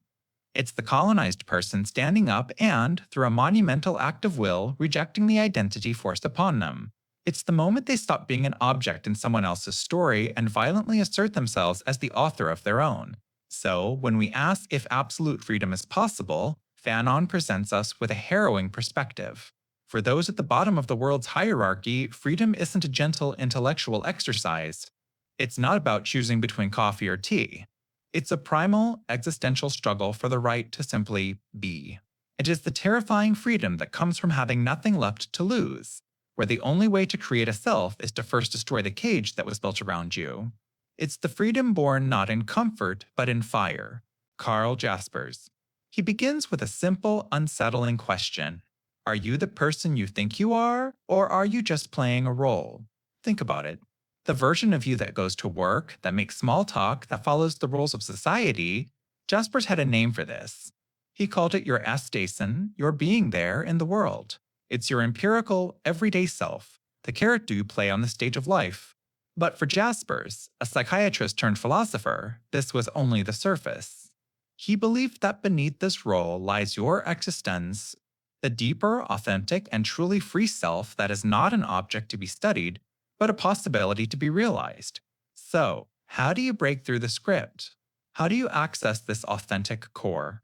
Jaspers' answer is both terrifying and profound. You are forced to. He argued that we are inevitably confronted by what he called grenzsituationen, or limit situations. These are the moments where the comfortable fiction of your everyday life shatters. Think of confronting your own mortality, experiencing deep suffering, wrestling with inescapable guilt, or simply facing the random, chaotic nature of the world. These aren't problems you can solve. They are walls you crash into. And it's in that collision, in that moment of existential crisis, that something incredible happens. You get a glimpse of what Jaspers called das Umgreifende, the encompassing. It's the vast, mysterious horizon of reality that you are always within but can never fully grasp. It's like standing on a shore at night, looking out at a dark, endless ocean. You can't see the other side. You can't comprehend its depth, but you are undeniably in its presence. This is where true freedom is born. For Jaspers, freedom isn't about having more options at the grocery store. That's just Jason making trivial choices. Real, existential freedom is the choice you make when the limit situation has torn up your script and you stand before the abyss of the encompassing. In that moment of shipwreck, you are radically free to choose who you will become. You can fall into despair, or you can make a leap of faith, communicating with others and creating your own meaning in a world that offers none. Freedom, then, isn't a comfortable state of being. It's a flash of lightning in the dark, a terrifying, clarifying moment where you and only you choose to truly exist. Boundary situations. These are the moments when the floor of your reality gives way. You're coasting through life, following a script you didn't even realize you were reading. You had your plans, your routines, your comfortable assumptions about how the world works. And then, something happens that you cannot solve, cannot rationalize away, and cannot escape. The 20th century existentialist Karl Jaspers called them Gräns Situationen. They are the hard walls at the edge of our existence. Think of the four great inevitabilities: death, suffering, struggle, and guilt. You can spend your entire life trying to ignore them, building clever systems and distractions. But sooner or later, you will be forced to face them. Not as abstract ideas, but as your own personal reality. It's the difference between knowing that all people are mortal and truly confronting the fact that you will die. It's the difference between sympathizing with another's pain and being submerged in your own inescapable suffering. Think of your daily life as a well-drawn map. It has roads, destinations, and safe zones. A boundary situation is a seismic event that rips that map to shreds. Suddenly, you're lost. The old rules no longer apply. The objective, scientific world you thought you understood reveals itself as just one thin layer of reality. Underneath it is the raw, terrifying, and ultimate mystery of existence itself. And here is the crucial part. In this shipwreck, you are confronted with your freedom. When all the external structures and meanings have collapsed, you are left with only one thing: your own response. You can collapse into despair, or you can make what Jaspers called a leap into a more authentic way of being. By confronting the absolute limits of your life, you are paradoxically opened up to the absolute freedom of your consciousness. You are forced to choose who you will be in the face of the unchangeable. These situations don't give us answers. They shatter our certainties and force us to ask the real questions. You can't plan for them. You can't outsmart them. They are the terrifying, unavoidable gateways to discovering who you truly are. Emmanuel Levinas. He looks at the entire history of Western thought, this grand project of understanding the self, of being, of freedom, and says, you've all started in the wrong place. For centuries, philosophy began with the I. I think, therefore I am. My consciousness, my world, my freedom. Everything orbits around the self, a lonely monarch on a throne of its own making. Levinas argues that this is a profound illusion. The most fundamental human experience, the real starting point, isn't you. It's the person looking at you. Before you even have a chance to think about your own freedom, you are confronted by the other. And this confrontation happens through the face, not just the physical arrangement of eyes, nose, and mouth. For Levinas, the face is the raw, vulnerable, and infinite presence of another human being. It's the part of them you can't possess, can't fully understand, and can't turn into an object for your own use. The face is an event. It interrupts your world. Imagine you're walking, completely lost in your own thoughts, your plans, your boundless freedom. Suddenly, you encounter the face of a stranger in need. In that instant, something changes. Their face speaks a silent, absolute command. Thou shalt not kill. This isn't just about murder. It means, do not violate me. Do not reduce me to an idea in your head. Recognize me. This is where the existentialist dream of absolute freedom shatters. Your freedom, that feeling that you can do anything, crashes against this infinite ethical responsibility. For Levinas, you don't choose to be responsible for the other, you simply are. Responsibility is older than freedom. Before you are a free being, you are a being for the other. So, Is absolute freedom possible? Levinas would say a definitive no. And thank goodness. Because a world of absolute freedom would be a world of profound loneliness, a universe of isolated egos. Instead, he offers a universe bound together by an inescapable, infinite ethical demand. You are not a solitary atom floating in a void. Your very existence is defined by the call of the other. Your identity isn't found by looking in a mirror, but by looking into another's eyes and accepting the weight of their humanity, the face of the other. It's the moment your absolute freedom shatters into a million pieces. Imagine you are walking through the world as if it were your own personal kingdom. Every person is a subject, every object a tool, every landscape a backdrop for your story. You are the solitary consciousness, the center of gravity. Your will is law, your desires are the engine of reality. Your freedom feels absolute, boundless. Then, in the middle of your solitary reign, someone turns to you and you truly see their face. And I don't mean the collection of features, the eyes, nose, and mouth.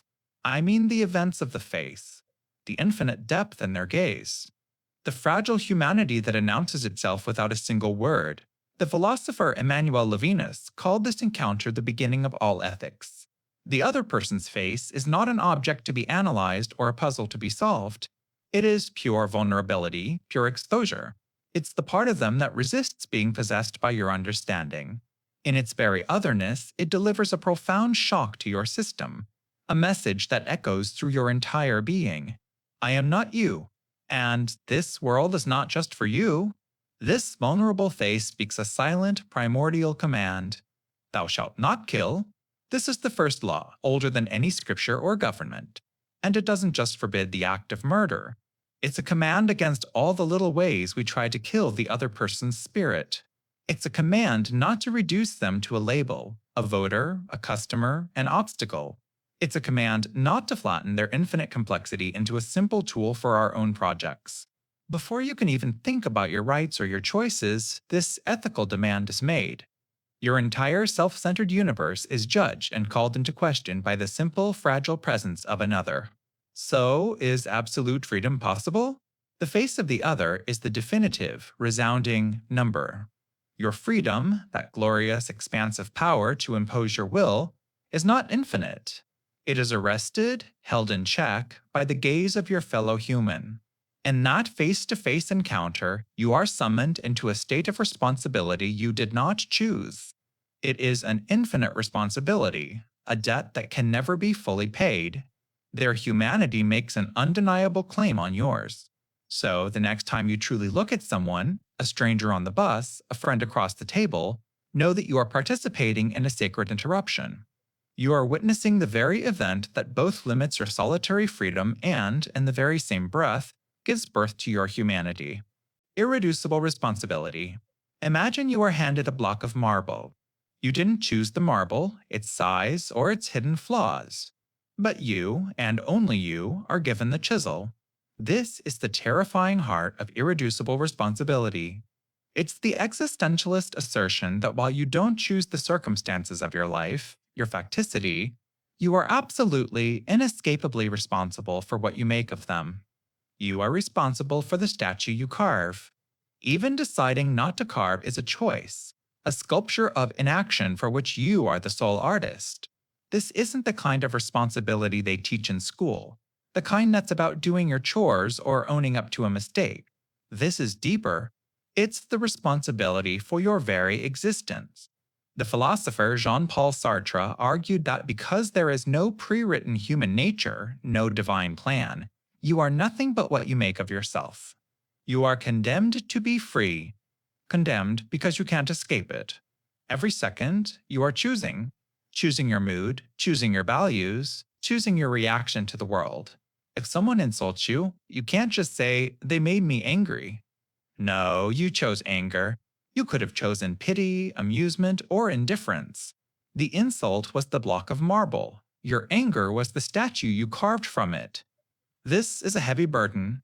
It means there are no excuses.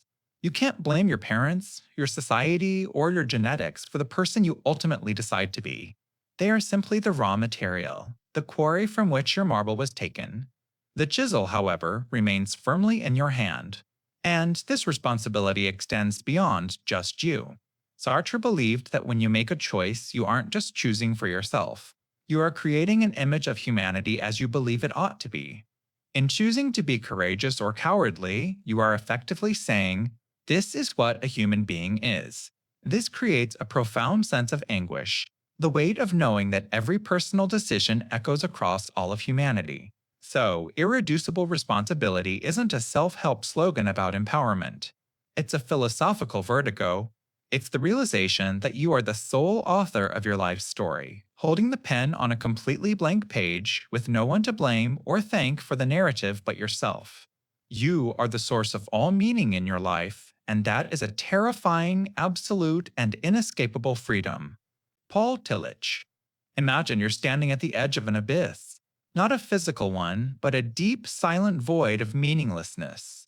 This feeling, this quiet dread that your existence might not matter, that, for Tillich, is the starting point for everything. He called it the anxiety of non-being, and he believed it haunts every single one of us. You feel it in moments of profound loss, or when you lie awake at night questioning your choices. It's not the fear of something specific, like losing your job. It's the fear of losing yourself. So, how do you face this abyss without falling in? Tillich's answer is simple, yet profound. You need the courage to be. This isn't about puffing out your chest and pretending you're not scared. It's the opposite. It's the courage to accept your anxiety, to look into that void and affirm your own existence anyway. It's the act of saying yes to life, even with the full knowledge of its fragility and potential meaninglessness. But where does this courage come from? This leads to Tillich's most radical idea. He asks you to stop thinking of God as a being who lives somewhere in the sky. God, for Tillich, is not Axe being at all. God is the ground of being itself. Think of it like this. God isn't the gardener tending to the world. God is the soil from which everything, you, me, the stars, grows. You are not separate from this ground, you are an expression of it. The courage to be, then, comes from realizing you are rooted in the very foundation of reality. You are part of the soil. This changes the question of faith. It's no longer about believing in a supernatural person. It's about what you treat as your ultimate concern. What is the central gravitational point of your life? Is it success? A relationship? A political cause? Whatever you give ultimate unconditional devotion to, that is your God. But Tillich warns us, if you choose anything less than the true ground of being as your ultimate concern, it will eventually crumble, leading you right back to the edge of the abyss. His work is a map, not to a place called heaven, but back to the ground beneath your own feet. The courage to be. This isn't the courage of a soldier facing enemy fire. It's the much quieter, deeper courage required simply to exist. It's the profound act of looking into the vast, indifferent machinery of the universe and affirming your own being against the overwhelming pressure of non-being. This pressure, this existential anxiety, closes in on you from two directions. On one side, you have the anxiety of losing yourself to the whole. This is the fear of becoming just another drop of water in an endless ocean, your individuality completely dissolved. It's the immense weight of conformity, the temptation to smooth out all your unique edges just to fit in, to be accepted. You trade your authentic self for a sense of belonging, but in doing so, you risk a kind of spiritual death, the erasure of the person only you could have been. On the other side is the opposite terror, the anxiety of absolute isolation. This is the fear that your freedom, your uniqueness, will sever you from everyone and everything. It's the vertigo of standing completely alone, realizing that your choices are yours and yours alone, with no map and no guide.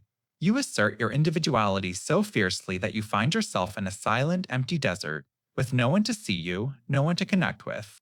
Your existence, while unique, feels weightless and without meaning. So, you are perpetually walking a tightrope. Below you on one side is the abyss of conformity, and on the other, the abyss of alienation. The courage to be is the nerve to stay on that rope. It is not about finding some magical, stable platform where the anxiety vanishes. That place doesn't exist. The courage is found in the balancing act itself. It's the conscious decision, made moment by moment, to embrace the paradox. to be a distinct, individual self while also participating in the world. It's the strength to hold two conflicting truths and say, I am myself and I am a part of everything. This is the ultimate answer to the terror of absolute freedom. It's accepting the blank canvas not as a void, but as an invitation. The courage to be is the courage to pick up the brush and make the first stroke. Ernest Becker, a cultural anthropologist who argued that all of human civilization is just an elaborate, sophisticated, and absolutely necessary defense mechanism against a single paralyzing truth, the fact that you're going to die. Becker saw humanity as a walking paradox. He called us gods who shit. On one hand, you can contemplate the infinite, you can create art, you can feel transcendent love. You are a being of immense symbolic and spiritual significance. On the other hand, you are trapped in a fragile, decaying animal body that will, without question, one day cease to function and rot back into the earth. This knowledge, this awareness of our own mortality, creates a deep, primal terror. It's a terror so profound that we can't live with it consciously. So, what do? We lie to ourselves. We build what Becker called immortality projects. Think of it as a suit of symbolic armor you wear every single day. Your career, your political beliefs, your children, your nation, your religious faith, these are all pieces of the armor. They are cultural hero systems that allow you to feel that you are a person of value in a world of meaning. They are stories you live inside of that whisper. You are part of something bigger, something that will last beyond your brief time on this planet. This is how you deny death. You find your sense of self-worth by being a hero within a cultural drama. But here's the dark twist. For your armor to feel real, for your immortality project to feel valid, you have to believe it's the greater one. And that means anyone wearing a different suit of armor, anyone living inside a different story, becomes an existential threat. Their very existence suggests your lie might just be a lie. This, for Becker, is the root of human evil. From prejudice to holy wars, it's all a clash of immortality projects. A desperate, violent attempt to prove that ours way of denying death is the true one. So, when we ask if absolute freedom is possible, Becker's work presents a terrifying challenge. Absolute freedom would mean taking off the armor. It would mean staring directly at the terror of our own annihilation without the comfort of a cultural script. It would mean living without the lie. The question is, could any of us actually survive that? The denial of death. It's the single greatest driver of human civilization, the engine humming quietly beneath everything you do. The Pulitzer Prize-winning idea of cultural anthropologist Ernest Becker is this: we are gods who shit. We are beings who can contemplate the vastness of the cosmos, write poetry, and dream of eternity, but we are trapped in a body that is fated to decay and disappear. This fundamental paradox, the clash between our symbolic, infinite self and our finite animal body, creates a terror so profound, so all-consuming, that we can't live with it consciously. So, we build a fortress. We construct an elaborate, shared defense mechanism to keep the terror at bay. This defense is what we call culture, character, and society. At the center of it all is what Becker calls the immortality project. You need to feel that your life has a significance that will outlast your body. You need to be a hero, and heroism can look like anything. It can be creating a timeless piece of art, having children to carry on your name, building a massive company, dedicating your life to a nation, or adhering fervently to a religion that promises eternal life. These projects give us the sense that we are contributing to something permanent, something that will echo long after we're gone. It's like we're all tightrope walkers. The rope is our life, and the abyss below is the terrifying knowledge of our own annihilation. We can't just stare down into it, we'd be paralyzed. So instead, we focus intently on the other side, our immortality project. We put one foot in front of the other, our eyes locked on the goal, pretending the chasm doesn't exist. Our self-esteem is a measure of how well we believe we're walking that rope. But this is where it gets dark. Because if your immortality project is the source of your meaning, then any other's project, any different worldview, becomes a threat. It implicitly suggests that your way of denying death might be wrong, that your life might be meaningless. And to protect our own sense of heroic purpose, we will demonize, devalue, and even destroy those who threaten it. Becker argues this is the root of human evil, not malice, but a terrified defense of our own fragile meaning against the overwhelming truth of the void. It's the desperate and often violent attempt to prove that our life, our rope, is the only one that truly matters. Terror management theory. It's the unsettling idea that deep down you are an animal that knows it's going to die, and this single, terrifying piece of knowledge secretly dictates almost everything you do.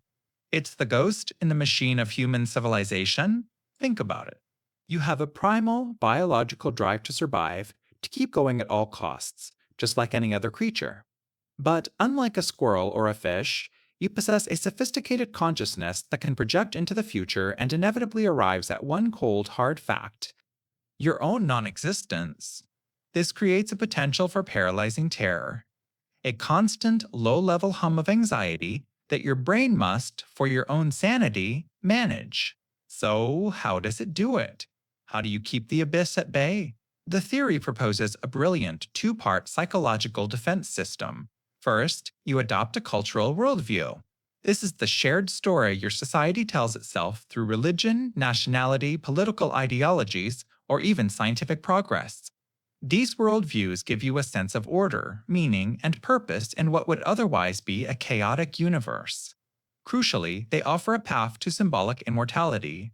If you're part of something bigger and more permanent than yourself, a great nation, a timeless faith, a revolutionary cause, then a piece of you gets to live on even after your body is gone.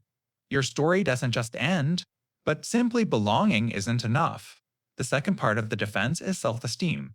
You must believe that you are a valuable and significant contributor to that meaningful world. You strive to be a good Christian, a proud patriot, an innovative artist, a loving parent. By living up to the standards of your chosen worldview, you earn a sense of personal value. You aren't just another mortal animal destined for decay. You are an important player in a grand, cosmic drama. This is why we build monuments, write symphonies, and plant flags on other worlds.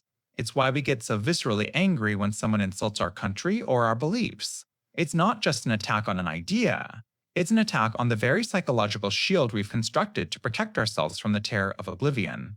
Someone is poking a hole in our lifeboat, reminding us of the cold, dark water just beneath.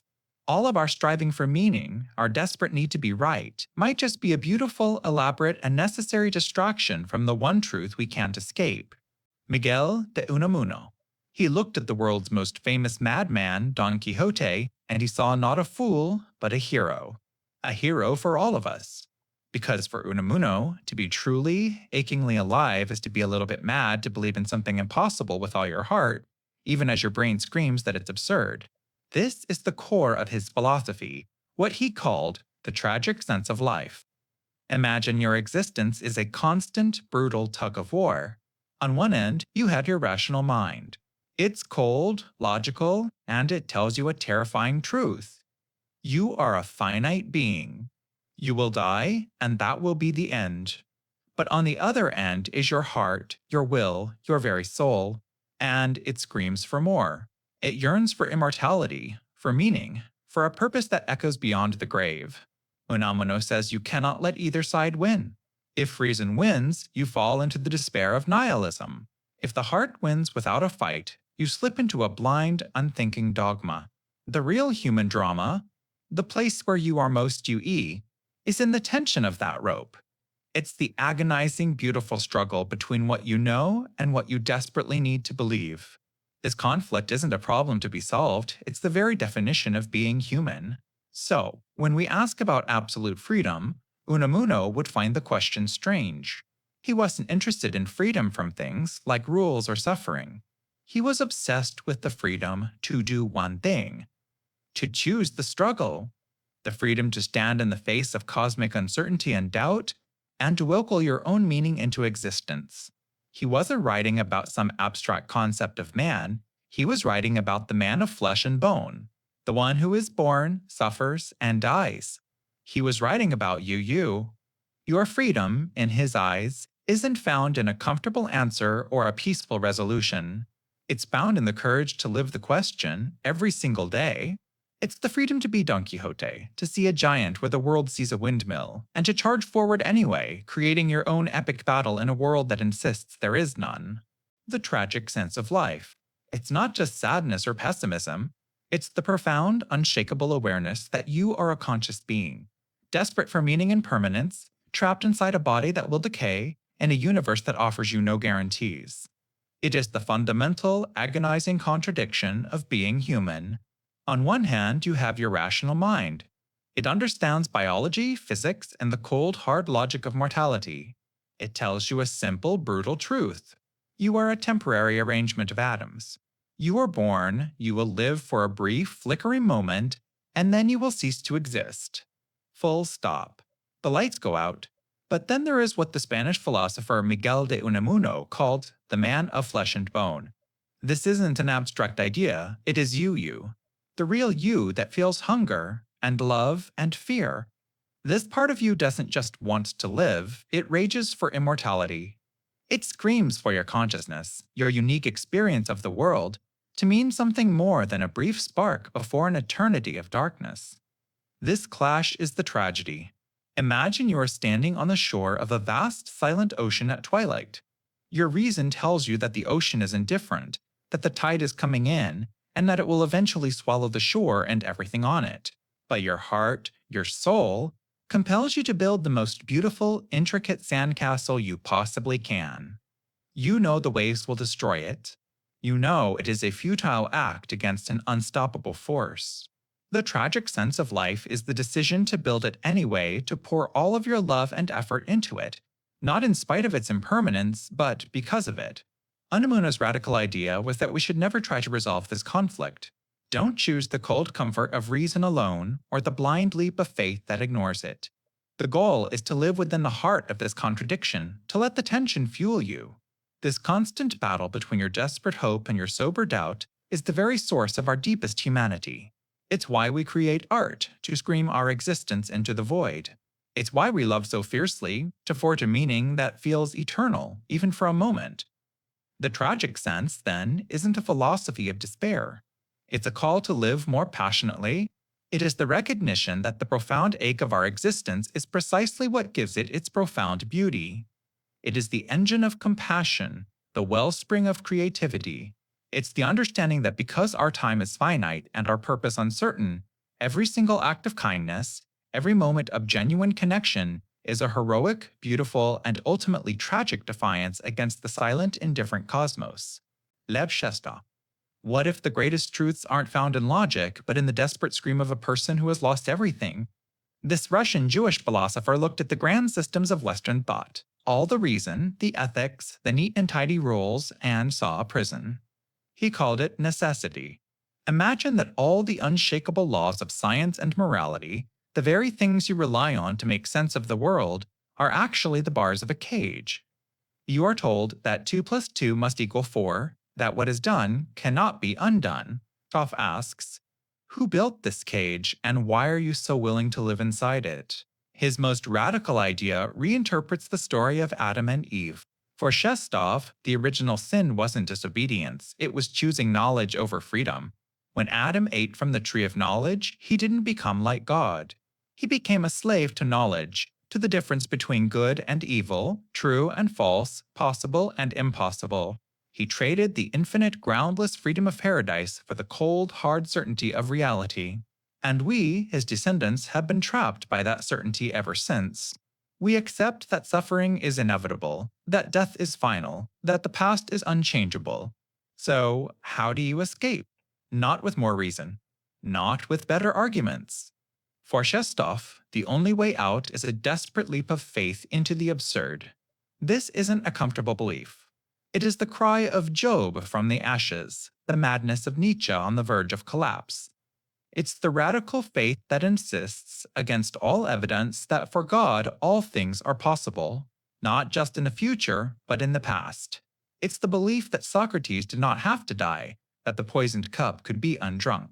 It's the demand for a reality where the impossible is no longer a barrier. Shestov's philosophy is a rebellion against the tyranny of the self-evident. He doesn't offer you comfort or a system. He offers you a terrifying question. Are you willing to abandon the ground of reason itself for a chance at absolute freedom? To live in a world without guardrails, where anything, truly anything, might happen? It is the philosophy of the abyss, and it asks you to jump. Amor fati. The Latin phrase translates to a love of one's fate. But don't mistake this for passive resignation. This isn't shrugging your shoulders at a bad hand. It is an active, fiery, and almost defiant embrace of everything that happens to you. The beautiful, the brutal, the mundane, and seeing it all as not just acceptable, but necessary. It is the essential material of your story. Imagine you're a sailor. You can't control the ocean. You can't command the winds to stop or the waves to calm. Storm rolls in. The resentful sailor curses the sky, wishing for a different reality. They are a prisoner of the storm. But the master sailor? They feel the raw power of the wind and adjust their sails. They work with the chaos, not against it. Their freedom isn't found in a calm sea, but in their profound skill in navigating the tempest. Your life, with its random accidents, genetic lottery, and unchosen circumstances, is that ocean. This is where our definition of freedom gets turned on its head. We often think of absolute freedom as having no constraints, the ability to do anything. But that's a fantasy. Your life is inherently full of constraints you never chose. So, where is freedom found? Amor fati suggests it's not in erasing your past or wishing for a different set of circumstances. True freedom is the power to look at the entire, unedited tapestry of your life, the triumphs, the scars, the cringe-worthy mistakes, the heartbreaking losses, and say, yes, I will it to be so, again and again. It's the ultimate act of rebellion against regret. You stop being a victim of your past and become the artist who uses it as pigment. This was Friedrich Nietzsche's formula for human greatness. And his life was filled with profound suffering, illness, loneliness, betrayal. This isn't about pretending pain doesn't hurt. It's about integrating that pain into a stronger whole. It's about understanding that the person you are today was forged in those very fires you wished would stop burning. So the question isn't just whether absolute freedom is possible. It's about what kind of freedom you truly want. The freedom from all obstacles? Or the profound, unshakable freedom to love the path you're actually on, rocks, thorns, and all? Eternal recurrence. Imagine a demon in your loneliest moment whispering in your ear. It tells you that this life you are living right now, every joy, every mistake, every moment of crushing boredom, and every flash of sublime beauty, you will have to live it again. And again. And again. An infinite number of times, with absolutely nothing changed. The exact same sequence, forever. What is your first reaction? Is it horror? The thought of reliving your greatest embarrassments, your deepest pains, on a never-ending loop? Does this idea feel like the ultimate prison? A cosmic sentence where free will is just a cruel joke played on a repeating script? If every choice you make has already been made an infinite number of times before, and will be made an infinite number of times again, are you really choosing at all? This is the terrifying weight of eternal recurrence. It seems to crush the very possibility of freedom. You're not a pioneer charting a new course. You're an actor in a play you can't remember writing, forced to hit the same marks, night after night, for eternity. But Friedrich Nietzsche, who posed this thought experiment, saw another path. He saw this not as a prison, but as the ultimate test of human potential. The question the demon asks isn't just a hypothetical, it's a challenge. It forces you to look at your life, right now, in this very moment, and ask a single devastating question. Is this a life I would want to repeat forever? This is the concept of amor fatis, the love of one's fate. The goal isn't to escape the loop. The goal is to live with such intention, such passion, and such creative power that if the demon appeared, he wouldn't curse it. He would look it in the eye and say, "Bring it on." True freedom, in this view, isn't about having infinite choices or an open future. It's about affirming the life you actually have, in its entirety. It's the power to will your own existence so completely that you would will it again and again. To say yes to every part of your story, because every part made you who you are. So, think about your day today. The coffee you drank, the conversation you had, the thought you just had a second ago. Would you be willing to experience it all again, forever? The weight of that question doesn't destroy freedom. It creates it. It's the ultimate motivation to build a life you would be proud to call your eternity. The absurd wall, it's the invisible barrier you slam into when you ask the universe, why? And all you get back is a profound, echoing silence. You felt this, haven't you? It's that moment you look up at the tapestry of stars and feel an overwhelming need for it all to mean something. Your mind, this incredible engine of logic and reason, desperately seeks a pattern, a purpose, a grand narrative that explains your place within it all. We are meaning-making machines, hardwired to ask for what purpose. But the universe, in its cold, magnificent indifference, offers no such blueprint. It doesn't hate you. It doesn't love you. It simply is. This clash, this fundamental conflict between our rational demand for meaning and the unreasonable silence of the world, that is the absurd. Imagine you're a detective in a locked room mystery. You gather all the clues, you analyze every piece of evidence, you follow every logical thread, expecting it all to lead to a neat, satisfying conclusion. But the threads just end. They lead nowhere. There is no solution. The case is unsolvable. Hitting the absurd wall is that feeling. It's the dawning realization that your tools of logic and reason, the very things that define your humanity, are utterly useless against the ultimate questions. It's the moment your rational mind short-circuits, faced with an existence that refuses to justify itself. The philosopher Albert Camus didn't invent this wall, he just gave it a name. He saw it as the defining feature of the human condition. We are born with a hunger for clarity, and we live in a world that provides none.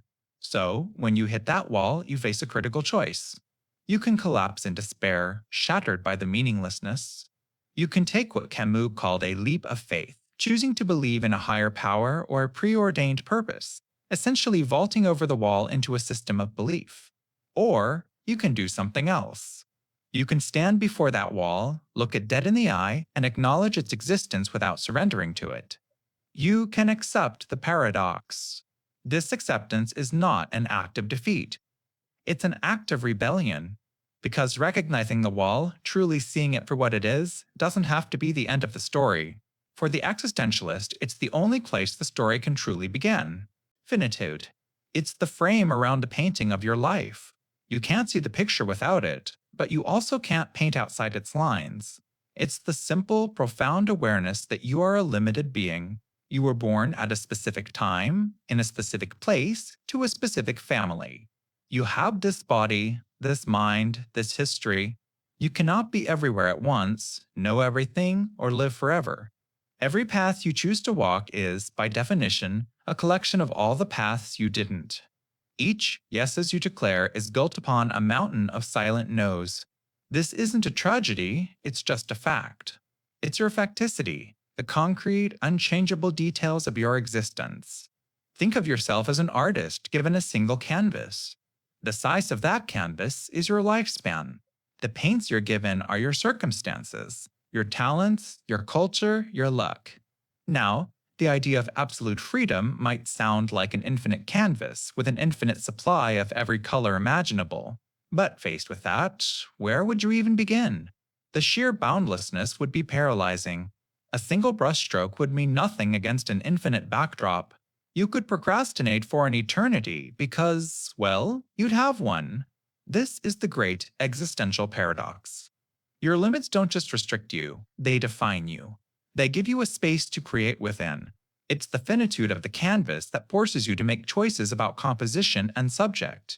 It's the limited palette that makes your color choices meaningful. In the same way, it is the finitude of your life that gives your choices their weight, their urgency, their beauty. The fact that your time is not unlimited is precisely what makes how you spend it the most important question you will ever answer. So, freedom isn't found in the fantasy of escaping our limits. It's not about having endless options.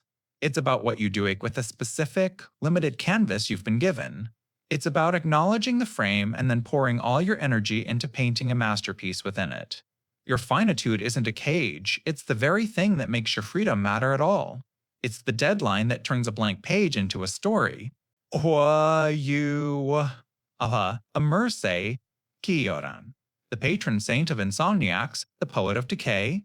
If philosophy were a hospital, Kierkegaard wouldn't be a doctor trying to cure you, He'd be the patient in the next bed, whispering to you about the beautiful pointlessness of it all.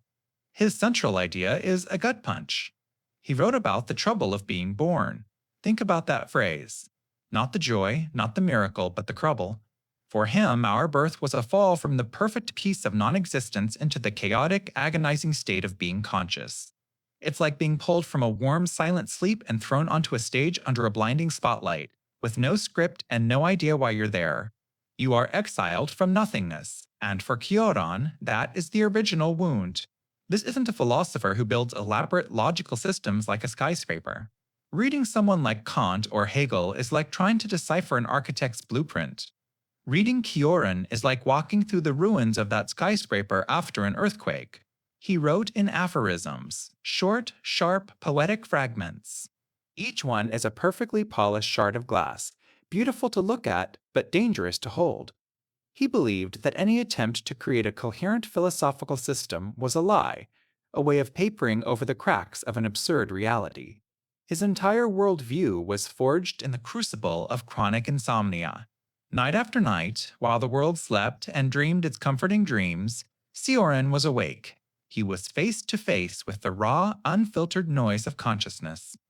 This is where his philosophy lives, in that 3 a.m. lucidity where all the daytime distractions fall away, and you're left alone with the terrifying hum of existence. So, how does this lead to any kind of freedom? It's a paradox. Kierkegaard's freedom is not the freedom to do something, but the freedom from having to do anything at all. It's the liberation that comes when you fully accept the futility of ambition, the absurdity of hope, and the vanity of making your mark on the world. Imagine the weight that lifts when you no longer feel the pressure to succeed, to be happy, or to find meaning. It's the freedom of the ultimate dropout. By staring directly into the abyss, by acknowledging that it's all a cosmic joke, you are finally released from the obligation to play along. You are no longer a prisoner of hope. You are, in a strange and terrifying way, absolutely free. The trouble with being born. Imagine being dropped into the middle of a play, halfway through the second act. You don't know the characters, you weren't given a script, and you have no idea what the plot is. And yet, the spotlight finds you, and everyone, the other actors, the audience expects you to perform your part perfectly. That, in essence, is the trouble with being born. It is the ultimate unsolicited experience. There was no cosmic sign-up sheet, no celestial terms and conditions you clicked, I agree on. You were simply thrown into existence. And with that arrival, you inherit everything. A body you didn't choose, a family you didn't pick, a specific moment in history with all its baggage, its rules, and its expectations. You are handed a consciousness, a fragile and powerful tool that allows you to feel profound joy, but also makes you exquisitely aware of your own mortality, of suffering, and of the crushing weight of infinite choice. You become the protagonist in a story you never started, and yet you are solely responsible for how it ends. This is the fundamental predicament. You are accountable for a life you did not request. The Romanian philosopher Emil Cioran framed this as the primary calamity of human life. For him, birth wasn't a miracle to be celebrated, but a fall from the serene, unified state of non-being into the chaotic, fractured world of existence. He believed we spend our lives unconsciously trying to remedy the trauma of being ripped from that pre-conscious peace. It's a radical, pessimistic view, but it forces us to confront a raw truth. We are burdened by the very fact of our being here. But here is the beautiful, terrifying paradox that lies at the heart of existentialism. This complete lack of consent in your origin story is precisely what makes genuine freedom possible. Because you weren't given an instruction manual or a divine purpose, you are now condemned to create your own. The script you were never handed? You get to write it, line by line, with every choice you make. You can follow the other actors, or you can walk off the stage and build a new one entirely. The trouble with being born is that you are forced into the game. The glory of being born is that now the rules are yours to break. The real question isn't why you are here, but what you will do with this strange, beautiful, and entirely unwanted gift. Peter Wessel Zapfe, a Norwegian philosopher who saw humanity as a biological paradox, an over-evolved animal doomed by its own consciousness. He argued that our intellect has become a tragic misstep of evolution. It's like we were given a searchlight powerful enough to illuminate the entire cosmos, only to discover that the cosmos is a cold, meaningless void, and the light also shows us, in perfect detail, our own impending death. Most animals are spared this horror. A deer feels fear when a wolf is near, but it doesn't lie awake at night contemplating the abstract, inevitable fact of its own non-existence. We do. We are the only species that has to justify its own being. According to Zapffe, our consciousness has given us needs for justice, for meaning, for permanence, that the universe has absolutely no intention of fulfilling. This creates a constant, unbearable state of cosmic panic. So, how do we survive? In his masterpiece essay, The Last Messiah, Zapffe claims we've developed 4 primary methods for repressing this surplus of consciousness. First, there's isolation. This is the most basic. You just don't think about it. It's a collective, unspoken agreement to remain silent about the truly terrifying aspects of life. Second is anchoring. You find something, anything, and latch onto it as a source of ultimate meaning.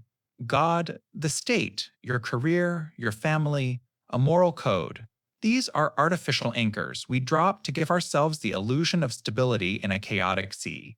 They create a safe, limited horizon so we don't have to stare into the abyss. Third, distraction. You fill every waking moment with trivialities to keep your mind from wandering into dangerous territory. Work, hobbies, social media, entertainment. It's the act of constantly bailing water out of a sinking boat. Not to save it, but simply to be too busy to notice you're in the middle of a bottomless ocean. And finally, sublimation. This is the rarest and, for Zapffe, the most admirable defense. You take the pain, the existential dread, and you transform it into art, literature, or philosophy. You channel the poison into a creative act, examining the tragedy instead of just running from it. So, when we ask if absolute freedom is possible, Zapffe's answer is a resounding no. To be absolutely free would mean being free from these vital illusions. It would mean staring directly into the searchlight without flinching. And that, he believed, would not be freedom. It would be paralysis. Our sanity, our ability to function, depends entirely on the walls we build inside our own minds. Well, The Last Messiah. It's a title that sounds like an epic, but is actually a diagnosis for the human condition. The philosopher Peter Wessel Zapffe saw humanity as a tragic paradox. Imagine a deer in a forest suddenly evolving the ability to understand the abstract concept of death, to comprehend the inevitability of being hunted, the certainty of decay, and the vast cold indifference of the universe. That deer would be paralyzed by a constant, soul-crushing terror. Zapfe's chilling thesis is that we are that deer. Our consciousness, the very crown of our evolution, is a biological misstep. We are a species cursed with an awareness too powerful for our own minds, an instrument that shows us the bars of our cosmic cage and the futility within it. So, how do any of us get out of bed in the morning? We build invisible walls. Zapffe argued we use 4 primary psychological defenses to keep from being paralyzed. The first is isolation. You simply refuse to think about it. You push the dark thoughts away, confining them to the basement of your mind. The second is anchoring. You latch onto something to create a sense of stability and purpose. God, your country, your family, your career. These become the pillars that hold up the roof of your reality, shielding you from the infinite, terrifying sky. Third, and perhaps the most common in our age, is distraction. You fill every waking moment with noise, with tasks, with entertainment. You scroll, you binge, you work, you consume, anything to avoid the silence where the truth might speak. And finally, there's sublimation. This is the most refined defense. You take the existential dread and you channel it, transforming the poison of your condition into the medicine of art, literature, or philosophy. These 4 strategies are the unwritten rules of our lives, the walls of a prison we pretend is a playground. The Last Messiah, then, is not a savior who promises heaven.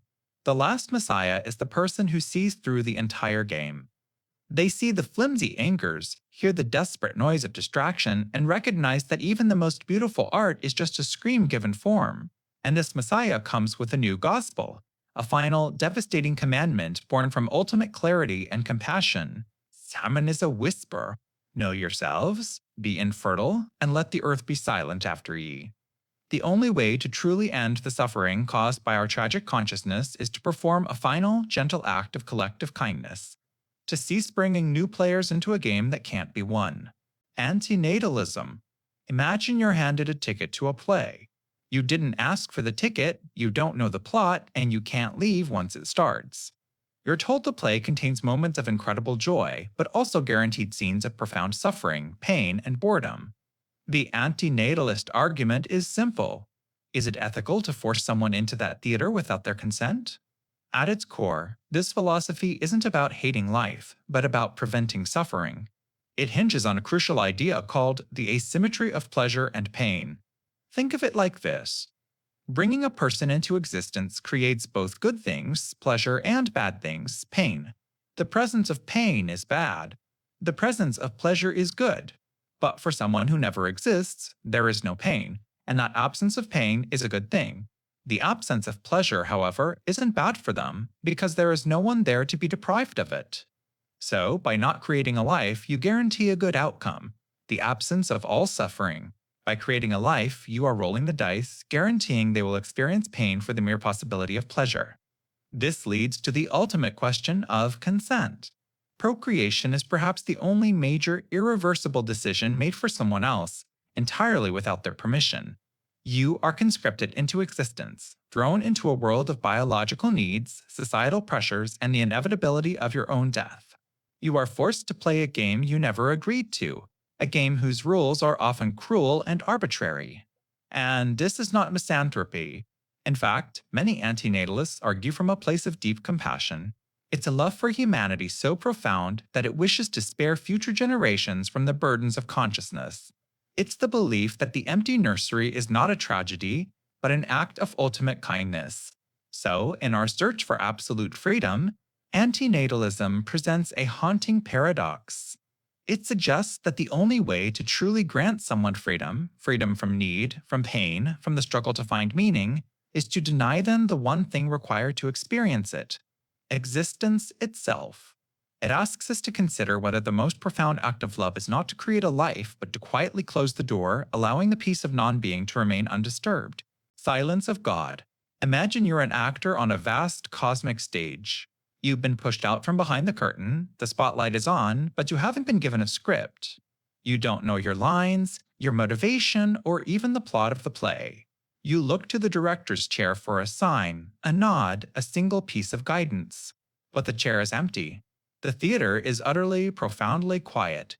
This is the silence of God in existential thought. It isn't necessarily about a deity who refuses to pick up the phone. It's about the universe's apparent indifference to our search for meaning.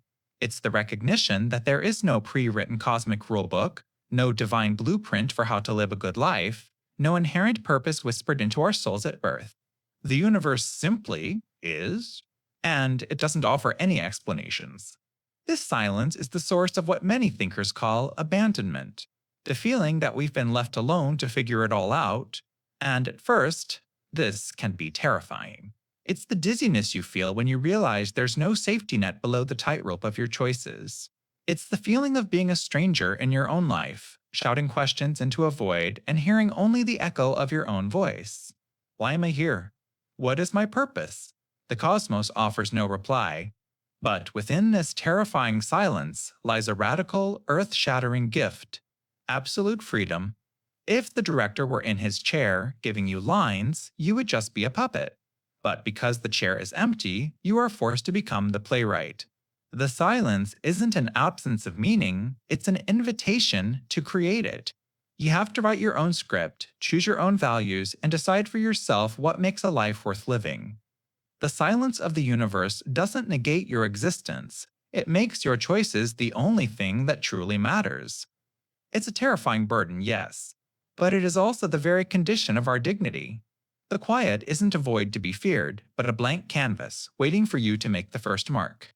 Ontological solitude. This isn't the loneliness you feel on a Friday night. It's not a mood or a feeling you can cure with a phone call. It's the fundamental, unchangeable condition of your existence. It's the philosophical argument that, at the very core of your being, you are utterly and inescapably alone. Imagine you are the captain of a ship navigating the vast dark ocean of existence. You can see other ships, their lights blinking in the distance. You can radio them, send signals, even sail alongside them for a while. But you can never ever step onto their bridge and see the ocean through their eyes, feel the specific vibration of their engine, or know the unique history of their vessel. You are sealed within your own journey. That, in essence, is ontological solitude. No one can directly access your consciousness. Think about it. You can describe the color red, the taste of a strawberry, the ache of a heartbreak. You can write poetry about it, paint it, scream it, but no one can ever truly feel your feeling or think your thought. There is an unbridgeable abyss between your subjective experience and everyone else's. Language, art, even physical touch. These are all just imperfect translations, signals sent across the void, hoping to be understood. They are a code, not a direct transfer of consciousness. Your mind is a locked room, and you are the only inhabitant. You can shout through the door, slide notes underneath it, but no one can ever walk in. And here is the terrifying and beautiful twist. This profound isolation is the very source of your absolute freedom. Because no one can live your life for you, you are the sole author of its meaning. Your choices are radically your own. This solitude forces you into a confrontation with yourself. There is no one else in the cockpit, you are the one at the controls. This isn't a curse, it's a profound responsibility. It is the foundation upon which you must build your own values, your own purpose, your own self. So, this solitude isn't something to be solved. It is the canvas on which we paint our lives. It's what makes empathy so miraculous and love so brave. Every time we truly connect with someone, we aren't closing that fundamental gap. We are simply building a fragile, beautiful bridge across an impossible chasm, acknowledging that we are, and always will be, alone, together. The problem of contingency. It's the unsettling realization that you didn't have to be. Your existence is the result of winning a cosmic lottery you didn't even know you'd entered, and the prize is, well, this. All of this. To grasp contingency, you first have to understand its opposite, necessity. A necessary truth is something that couldn't be any other way. 2 plus 2 will always equal 4. A triangle will always have 3 sides. These are truths baked into the fabric of logic itself. But you are not a mathematical truth. You are radically, terrifyingly contingent. Think about the chain of events that led to you, right here, right now. The specific meeting of your parents. A missed train, a chance encounter, a swipe right instead of left. Go further back. The specific sperm meeting the specific egg. The survival of one ancestor over another through famine, war, and plague. If any single tiny event in that impossibly long chain had gone differently, you wouldn't exist. Not a different version of you, just nothing. An absence where you now are. The French philosopher Jean-Paul Sartre called the feeling of truly grasping this nausea. He described sitting in a park, staring at the root of a chestnut tree, and being overwhelmed by its sheer brute existence. It was just otherer. It had no reason to be there, no grand purpose. It was superfluous. And in that moment, he realized, so is he, so are you. Imagine reality as a sculptor with an infinite block of marble.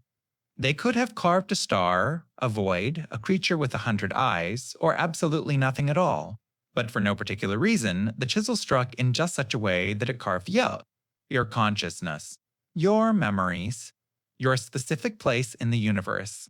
This isn't a comforting thought. It's a form of vertigo, the feeling that the solid ground of why has vanished from beneath your feet. You are a cosmic accident. But for the existentialist, this terrifying realization is also the first crucial step toward understanding freedom.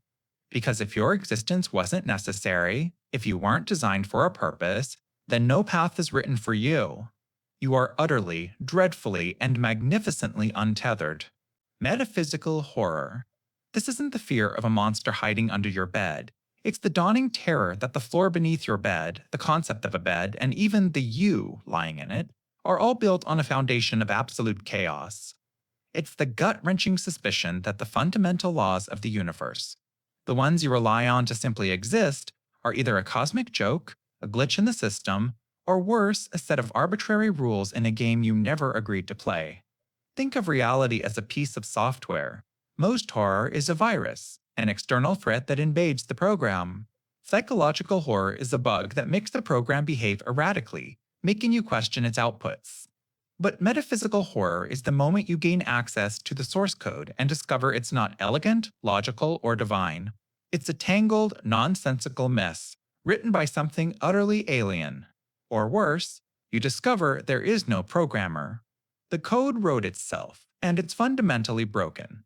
This is the terror that arises when existence itself seems to be corrupted. What if causality, the reliable chain of cause and effect, is just the habit the universe fell into? What if the person you were yesterday is a completely different consciousness from the one listening right now, and your memories are just expertly forged documents providing a comforting but false sense of continuity? The horror isn't an external threat coming to get you. The threat is just the stage on which you live. It's the chilling philosophy of writers like Thomas Ligotti, who propose that consciousness itself is the ultimate curse, a tragic evolutionary misstep that allows a piece of mindless matter to be aware of its own pointless suffering in a meaningless cosmos. This kind of dread is the shadow of existential freedom. You are free to create your own meaning, yes, but you are doing so on a canvas that might be actively hostile to the very concept of meaning. It's the fear that every choice you make, every value you hold dear, is like screaming a beautiful poem into a vacuum. The ultimate horror isn't that we are alone in the universe. It's that the universe itself is a kind of prison, not of walls and bars, but of faulty logic and incomprehensible patterns. And the most terrifying thought of all, maybe you've started to notice the cracks in your cell. You've seen the glitch in the simulation, and you realize there's no escape, because how can you escape from existence itself? The weight of nothingness. It's the feeling you get when you stand at a crossroads with no map, no compass, and no destination pre-programmed into your GPS. It isn't the emptiness of a vacuum, it's the crushing pressure of infinite possibility. Existentialists like Jean-Paul Sartre argued that you are condemned to be free. At first, that sounds wonderful, doesn't it? No rules, no destiny, no one pulling the strings. But imagine you're an actor who walks on stage, only to realize there is no script, no director, and the audience is staring, waiting for you to create the entire play from scratch, right now. That sudden, gut-wrenching realization that every single line, every movement is entirely up to you, that is the dizziness of freedom. There is no correct path to follow because you are the one paving the path with every step you take. And behind you, there is only nothingness. So why is this nothingness so heavy? Because without a preordained purpose, the responsibility for creating meaning falls entirely on your shoulders. Every choice you make, from your career to what you eat for breakfast, is a brushstroke on the canvas of your existence. You are not just choosing for yourself, you are implicitly saying, this is how a human being should live.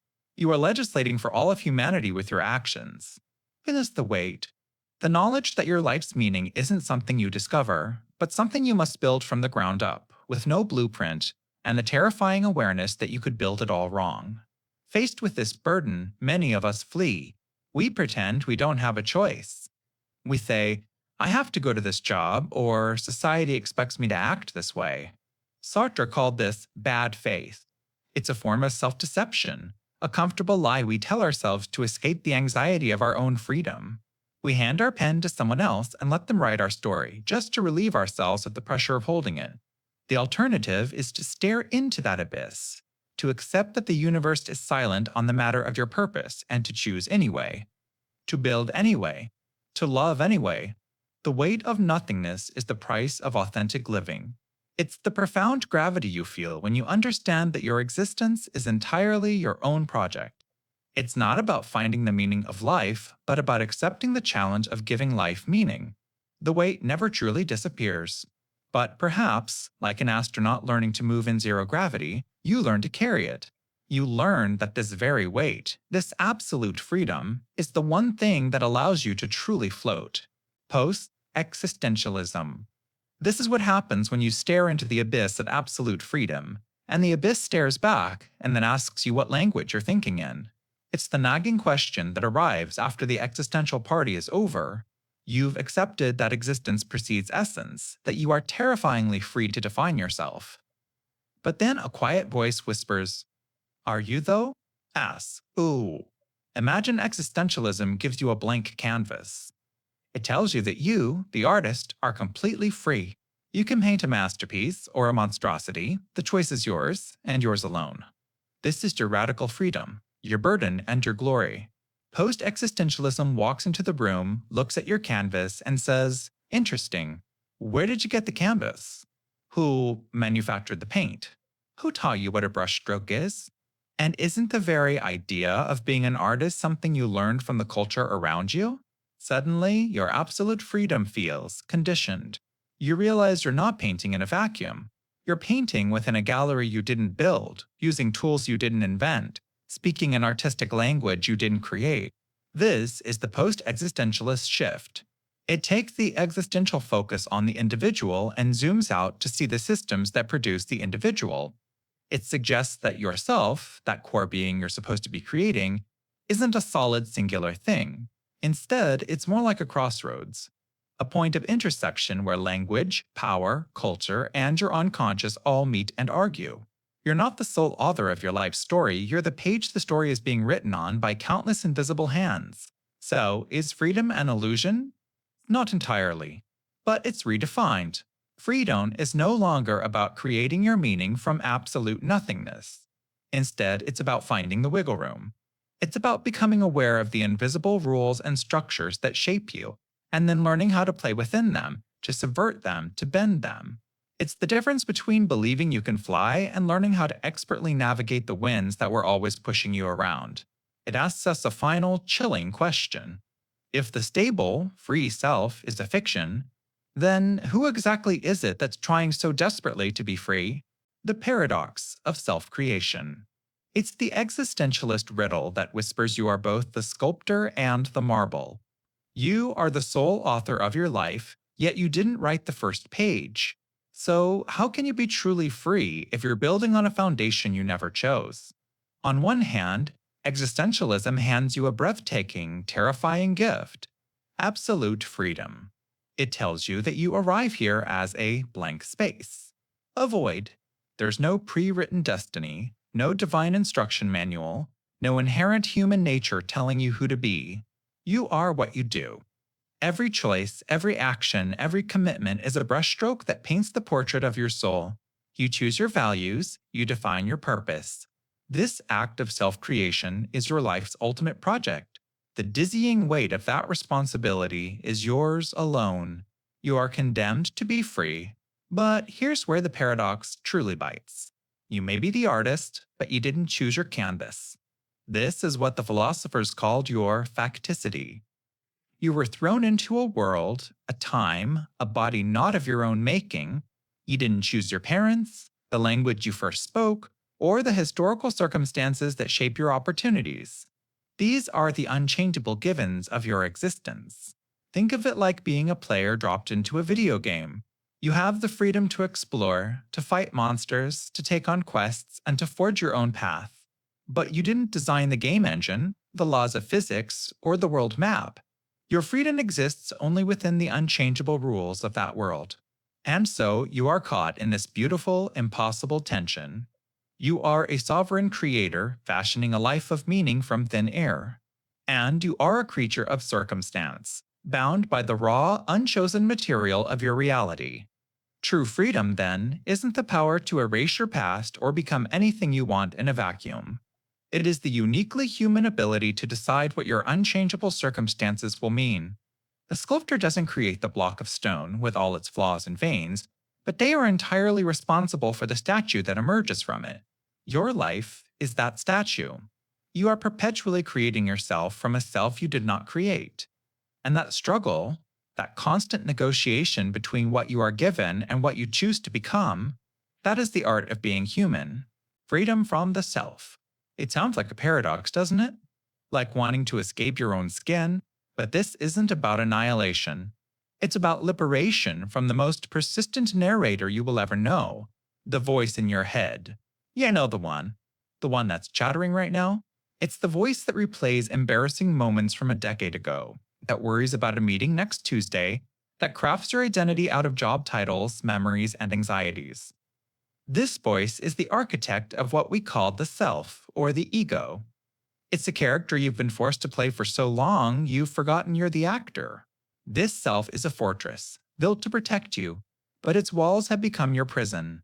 It separates you from the world, creating a constant, low-level hum of desire and fear, the desire to reinforce itself and the fear of its own dissolution. Existential thought often grapples with this constructed identity. If you are condemned to be free, as Sartre said, then what is this rigid I that feels so unfree? It's a story woven from your past, your culture, your relationships, and your own relentless inner commentary. It's a filter slapped over reality. You don't just see a sunset, you see a sunset and immediately think, I should take a picture for social media, or this makes me feel lonely, or this isn't as good as the one I saw last year. The raw experience is instantly hijacked by the self, by its history and its agenda. Freedom from this self, then, is the freedom to simply see the sunset. It's not about silencing the narrator, that's impossible. It's about realizing you are not the narrator. You are the one listening. Imagine you're sitting by a river.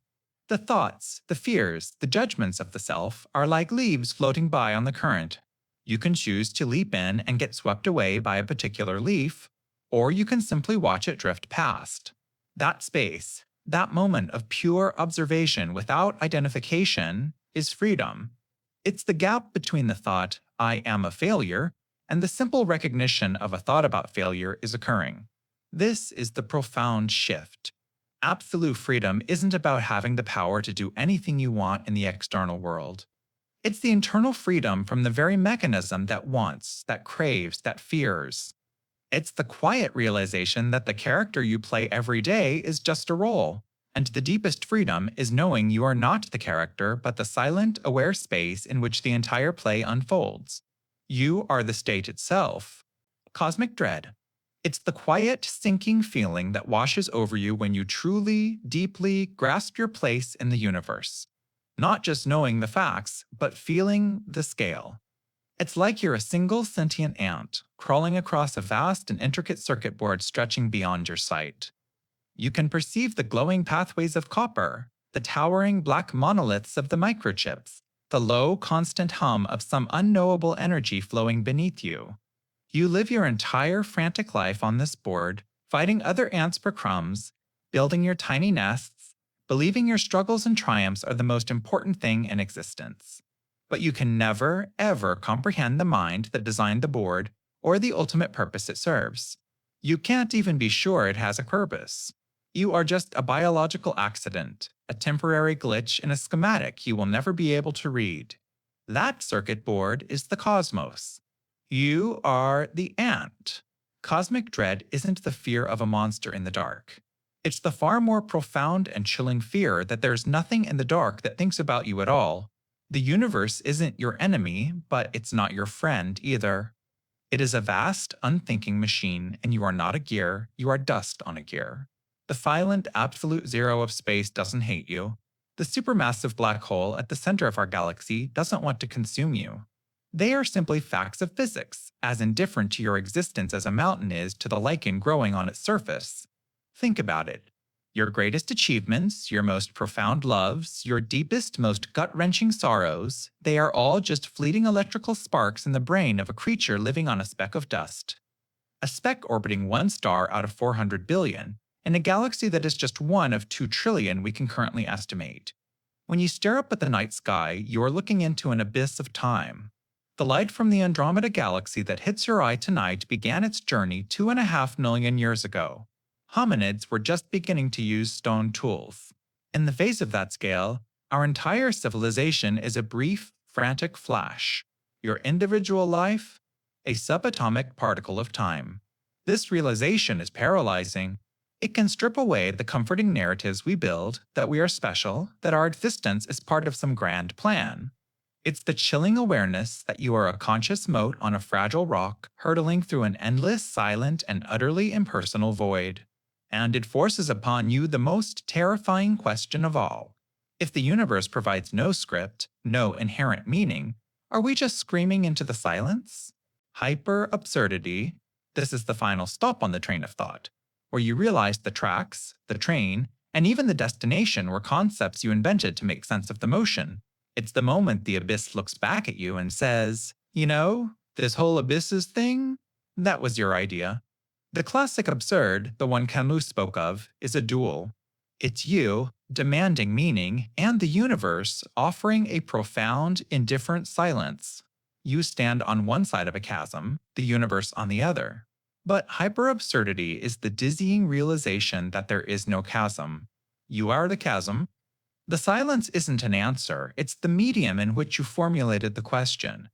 The search for meaning and the meaninglessness you discover are two sides of the same coin, a coin you forged yourself. Think of it like this. You wake up and realize you're a character in a novel. A terrifying thought. You have no free will, your actions are dictated by an unseen author. This is the first level of dread. But then, you keep reading the book you're in, and you find a passage describing a character who realizes they are a character in a novel. The author wrote your existential crisis. The very awareness that you thought was your escape, your moment of clarity, was just another line of scripted text. This is hyper-absurdity. The prison is built from the awareness of the prison. So, is absolute freedom possible? Hyper-absurdity whispers a terrifying yes. It suggests a freedom so total it becomes paralyzing. If every system of belief, every philosophical framework from religion to nihilism is just a self-referential language game, then you are utterly untethered. There are no rules. Not even the rule that says there are no rules. You are free to define reality, but the you that is doing the defining is also part of the definition. You're a painter, painting a self-portrait, but the paint you're using is made from the portrait itself. It's the ultimate paradox. Every attempt to find a solid ground beneath your feet, be it God or science or even a stable sense of self, is like trying to stand on your own shoulders. You can't get outside the system to look at it because you are the system. And so, the search for an ultimate answer dissolves. There is no final truth to find. There is only the endless, recursive, and profoundly strange act of looking, the impossibility of communication. Imagine trying to describe the color red to someone who has only ever seen in black and white. You can use analogies. It's the color of warmth, of passion, of a ripe strawberry on a summer day. But you can never transmit the raw, subjective experience of seeing red. The receiver can build a concept, an idea of red, but it will never be yours red. This simple thought experiment is the gateway to a profound existential truth. We are all locked inside our own minds, using a flawed and deeply personal dictionary to describe an untranslatable reality. Every word you use is a symbol pointing to a universe of private experiences. When you say love, you're referencing a feeling forged by your family, your heartbreaks, your quiet moments of joy. The person listening hears that same word, love, but it triggers their unique constellation of memories and sensations. We believe we're exchanging precise information, but we're actually just tossing leaky containers of meaning back and forth across a vast chasm of subjective experience. The words are the same, but the contents, the actual, lived feeling, are forever distinct. We are speaking similar languages, but translating from entirely different realities. Think of every conscious mind as an island. We can send signals to other islands, smoke signals of body language, radio waves of speech, messages in bottles filled with art and poetry. We can see the other islands on the horizon. We can even coordinate our signals to build bridges and societies together. But we can never, ever leave our own shore and stand on the soil of another. All we can do is interpret the signals we receive through the lens of our own landscape, our own unique geography of the soul. And this is where the existential chill sets in. This fundamental gap is the source of our deepest loneliness. It's the silent, aching knowledge that no one will ever fully know the world as you do. But it also reveals something beautiful. It means that every moment of perceived understanding, every time you look at someone and feel truly seen, is not a perfect transmission of data, but a small, improbable miracle. It's two separate, isolated universes managing, against all odds, to briefly and beautifully align their orbits. It's a fleeting, precious, and ultimately impossible bridge built across an uncrossable void. Acatalepsy? It's the philosophical belief that it's impossible for you to ever truly, completely comprehend anything, not just complex ideas, but anything at all. It's the quiet, persistent whisper in the back of your mind that says absolute certainty is a mirage in the desert of reality. Imagine your entire experience of the world is like reading a book that has been translated through a dozen different languages before it reaches you. The story is there, the characters are recognizable, but you can never be sure you're getting the original, untainted meaning. Your senses, your eyes, your ears, your sense of touch are those translators. They take the raw, chaotic data of the universe and convert it into a format your brain can process. But in that translation, is something lost? Is the color you see as red the true nature of that wavelength of light, or just your mind's best interpretation? Acatalepsy argues you can never know. You can only trust the translation you've been given. This deep uncertainty extends far beyond the physical world. Think about the people in your life. You can know their habits, their words, their actions, but can you ever truly inhabit the subjective internal reality of their consciousness? Can you ever be absolutely certain of their motivations, their love, their private fears? The skeptics would say you can get incredibly close, but you can never cross that final unbridgeable gap between your mind and theirs. The same goes for grand concepts of justice, goodness, or purpose. We build elaborate systems to define them, but we can never be certain our definitions perfectly match some objective cosmic truth. And right here in this profound fog of not knowing, existentialism finds the very foundation of absolute freedom. If you can never be certain of a preordained path, a divine command, or an objective moral law that exists outside of human experience, then you are terrifyingly, beautifully untethered. There is no cosmic rulebook you are failing to read correctly. There is only the translated text you have in front of you. This lack of certainty doesn't paralyze you, it forces you to become the author. You must choose what is meaningful. You must decide what is right. Your freedom isn't granted by knowing everything. It's forged in the quiet, humble admission that you can't. You are left alone with your choices, not because you are defiant, but because you can never be sure there's anything to defy in the first place. The void. Imagine you're an astronaut and you've just cut the tether to your ship. You're floating, weightless, in the silent, star-dusted black. There's no up, no down, no mission control telling you where to go. There is only you and an infinite, terrifying emptiness. That feeling, that vertiginous sense of absolute freedom and absolute isolation is a glimpse of the existential void. This isn't about outer space. It's about our inner space. The void, for thinkers like Jean-Paul Sartre, is the fundamental realization that the universe doesn't come with a built-in instruction manual. There is no inherent meaning, no cosmic purpose, no pre-written destiny for you to discover. At the very core of our conscious existence, there is a kind of nothingness. And this nothingness is the source of our absolute freedom. Because if there are no rules written into the fabric of reality, then you are completely, terrifyingly free to invent your own. Think of it like being an artist handed a perfectly blank canvas, but you were never told you were an artist. You have every color, every brush, and infinite space. But there's no assignment, no client, no guide. You can paint anything. A masterpiece, a mess, or nothing at all. The sheer, unlimited potential can be paralyzing. This feeling of dizziness when staring into the abyss of your own freedom is what existentialists call angst or dread. It's the chilling recognition that you, and you alone, are responsible for splashing color onto the canvas of a meaningless world. Most of the time, we run from the void. We distract ourselves. We cling to ready-made systems of meaning, our careers, our politics, our relationships, our routines. We let society hand us a paint-by-numbers kit so we don't have to face the terrifying emptiness of that blank canvas. We pretend the tether to the spaceship is still there, whispering directions in our ear. But the silence is always waiting underneath it all. The void is the quiet, foundational truth that you are the author of your life. It is the terrifying and magnificent space where your freedom truly begins. The anti-hero. We're taught to admire heroes, beings of pure light, of unwavering moral conviction. But what happens when the light is murky?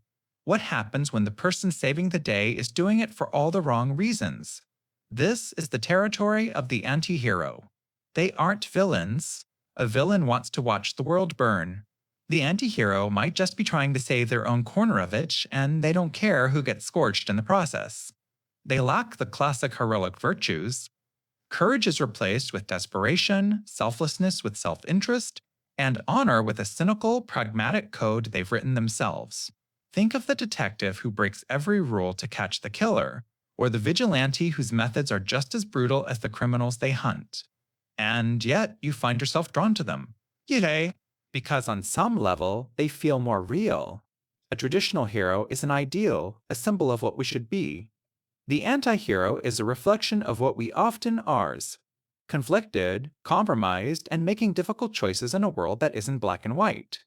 They are the embodiment of a messy truth. Sometimes, doing the right thing requires getting your hands dirty. This is where they become so essential to understanding freedom. The anti-hero operates from a place of radical, almost terrifying personal liberty. In a universe without a pre-written moral script, they have thrown the script away entirely.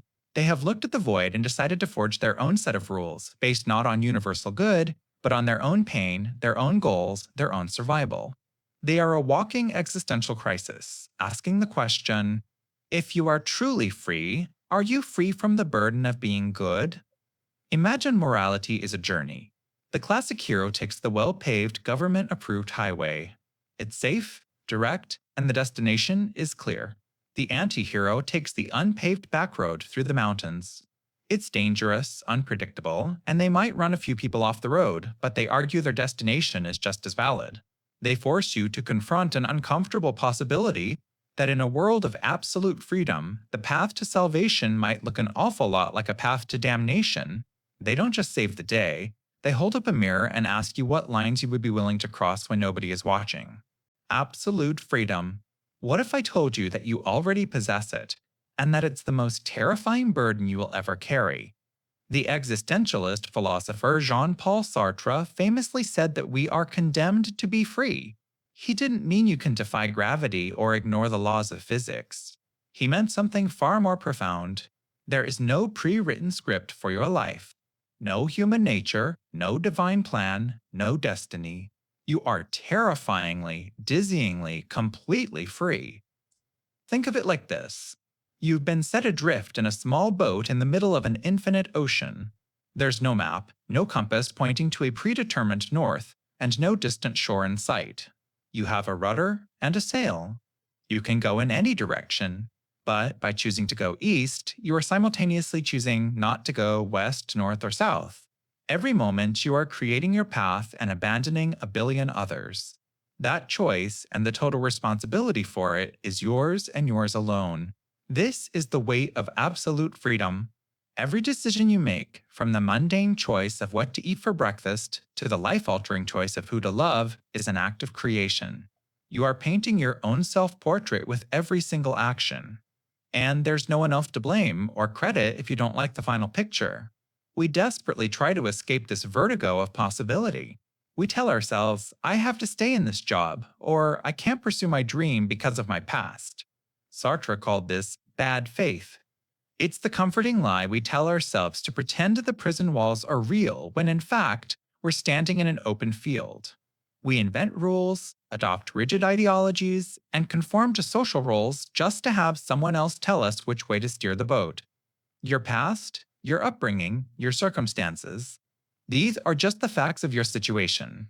They are the weather on the ocean, the currents beneath your boat. But they don't hold the rudder. You do. You are always free to choose your attitude, to change your direction, to reinterpret your own story. This radical, inescapable freedom is the ground floor of the existentialist iceberg. It's the unsettling realization that you are the sole author of your existence, and the blank page is staring right back at you, waiting.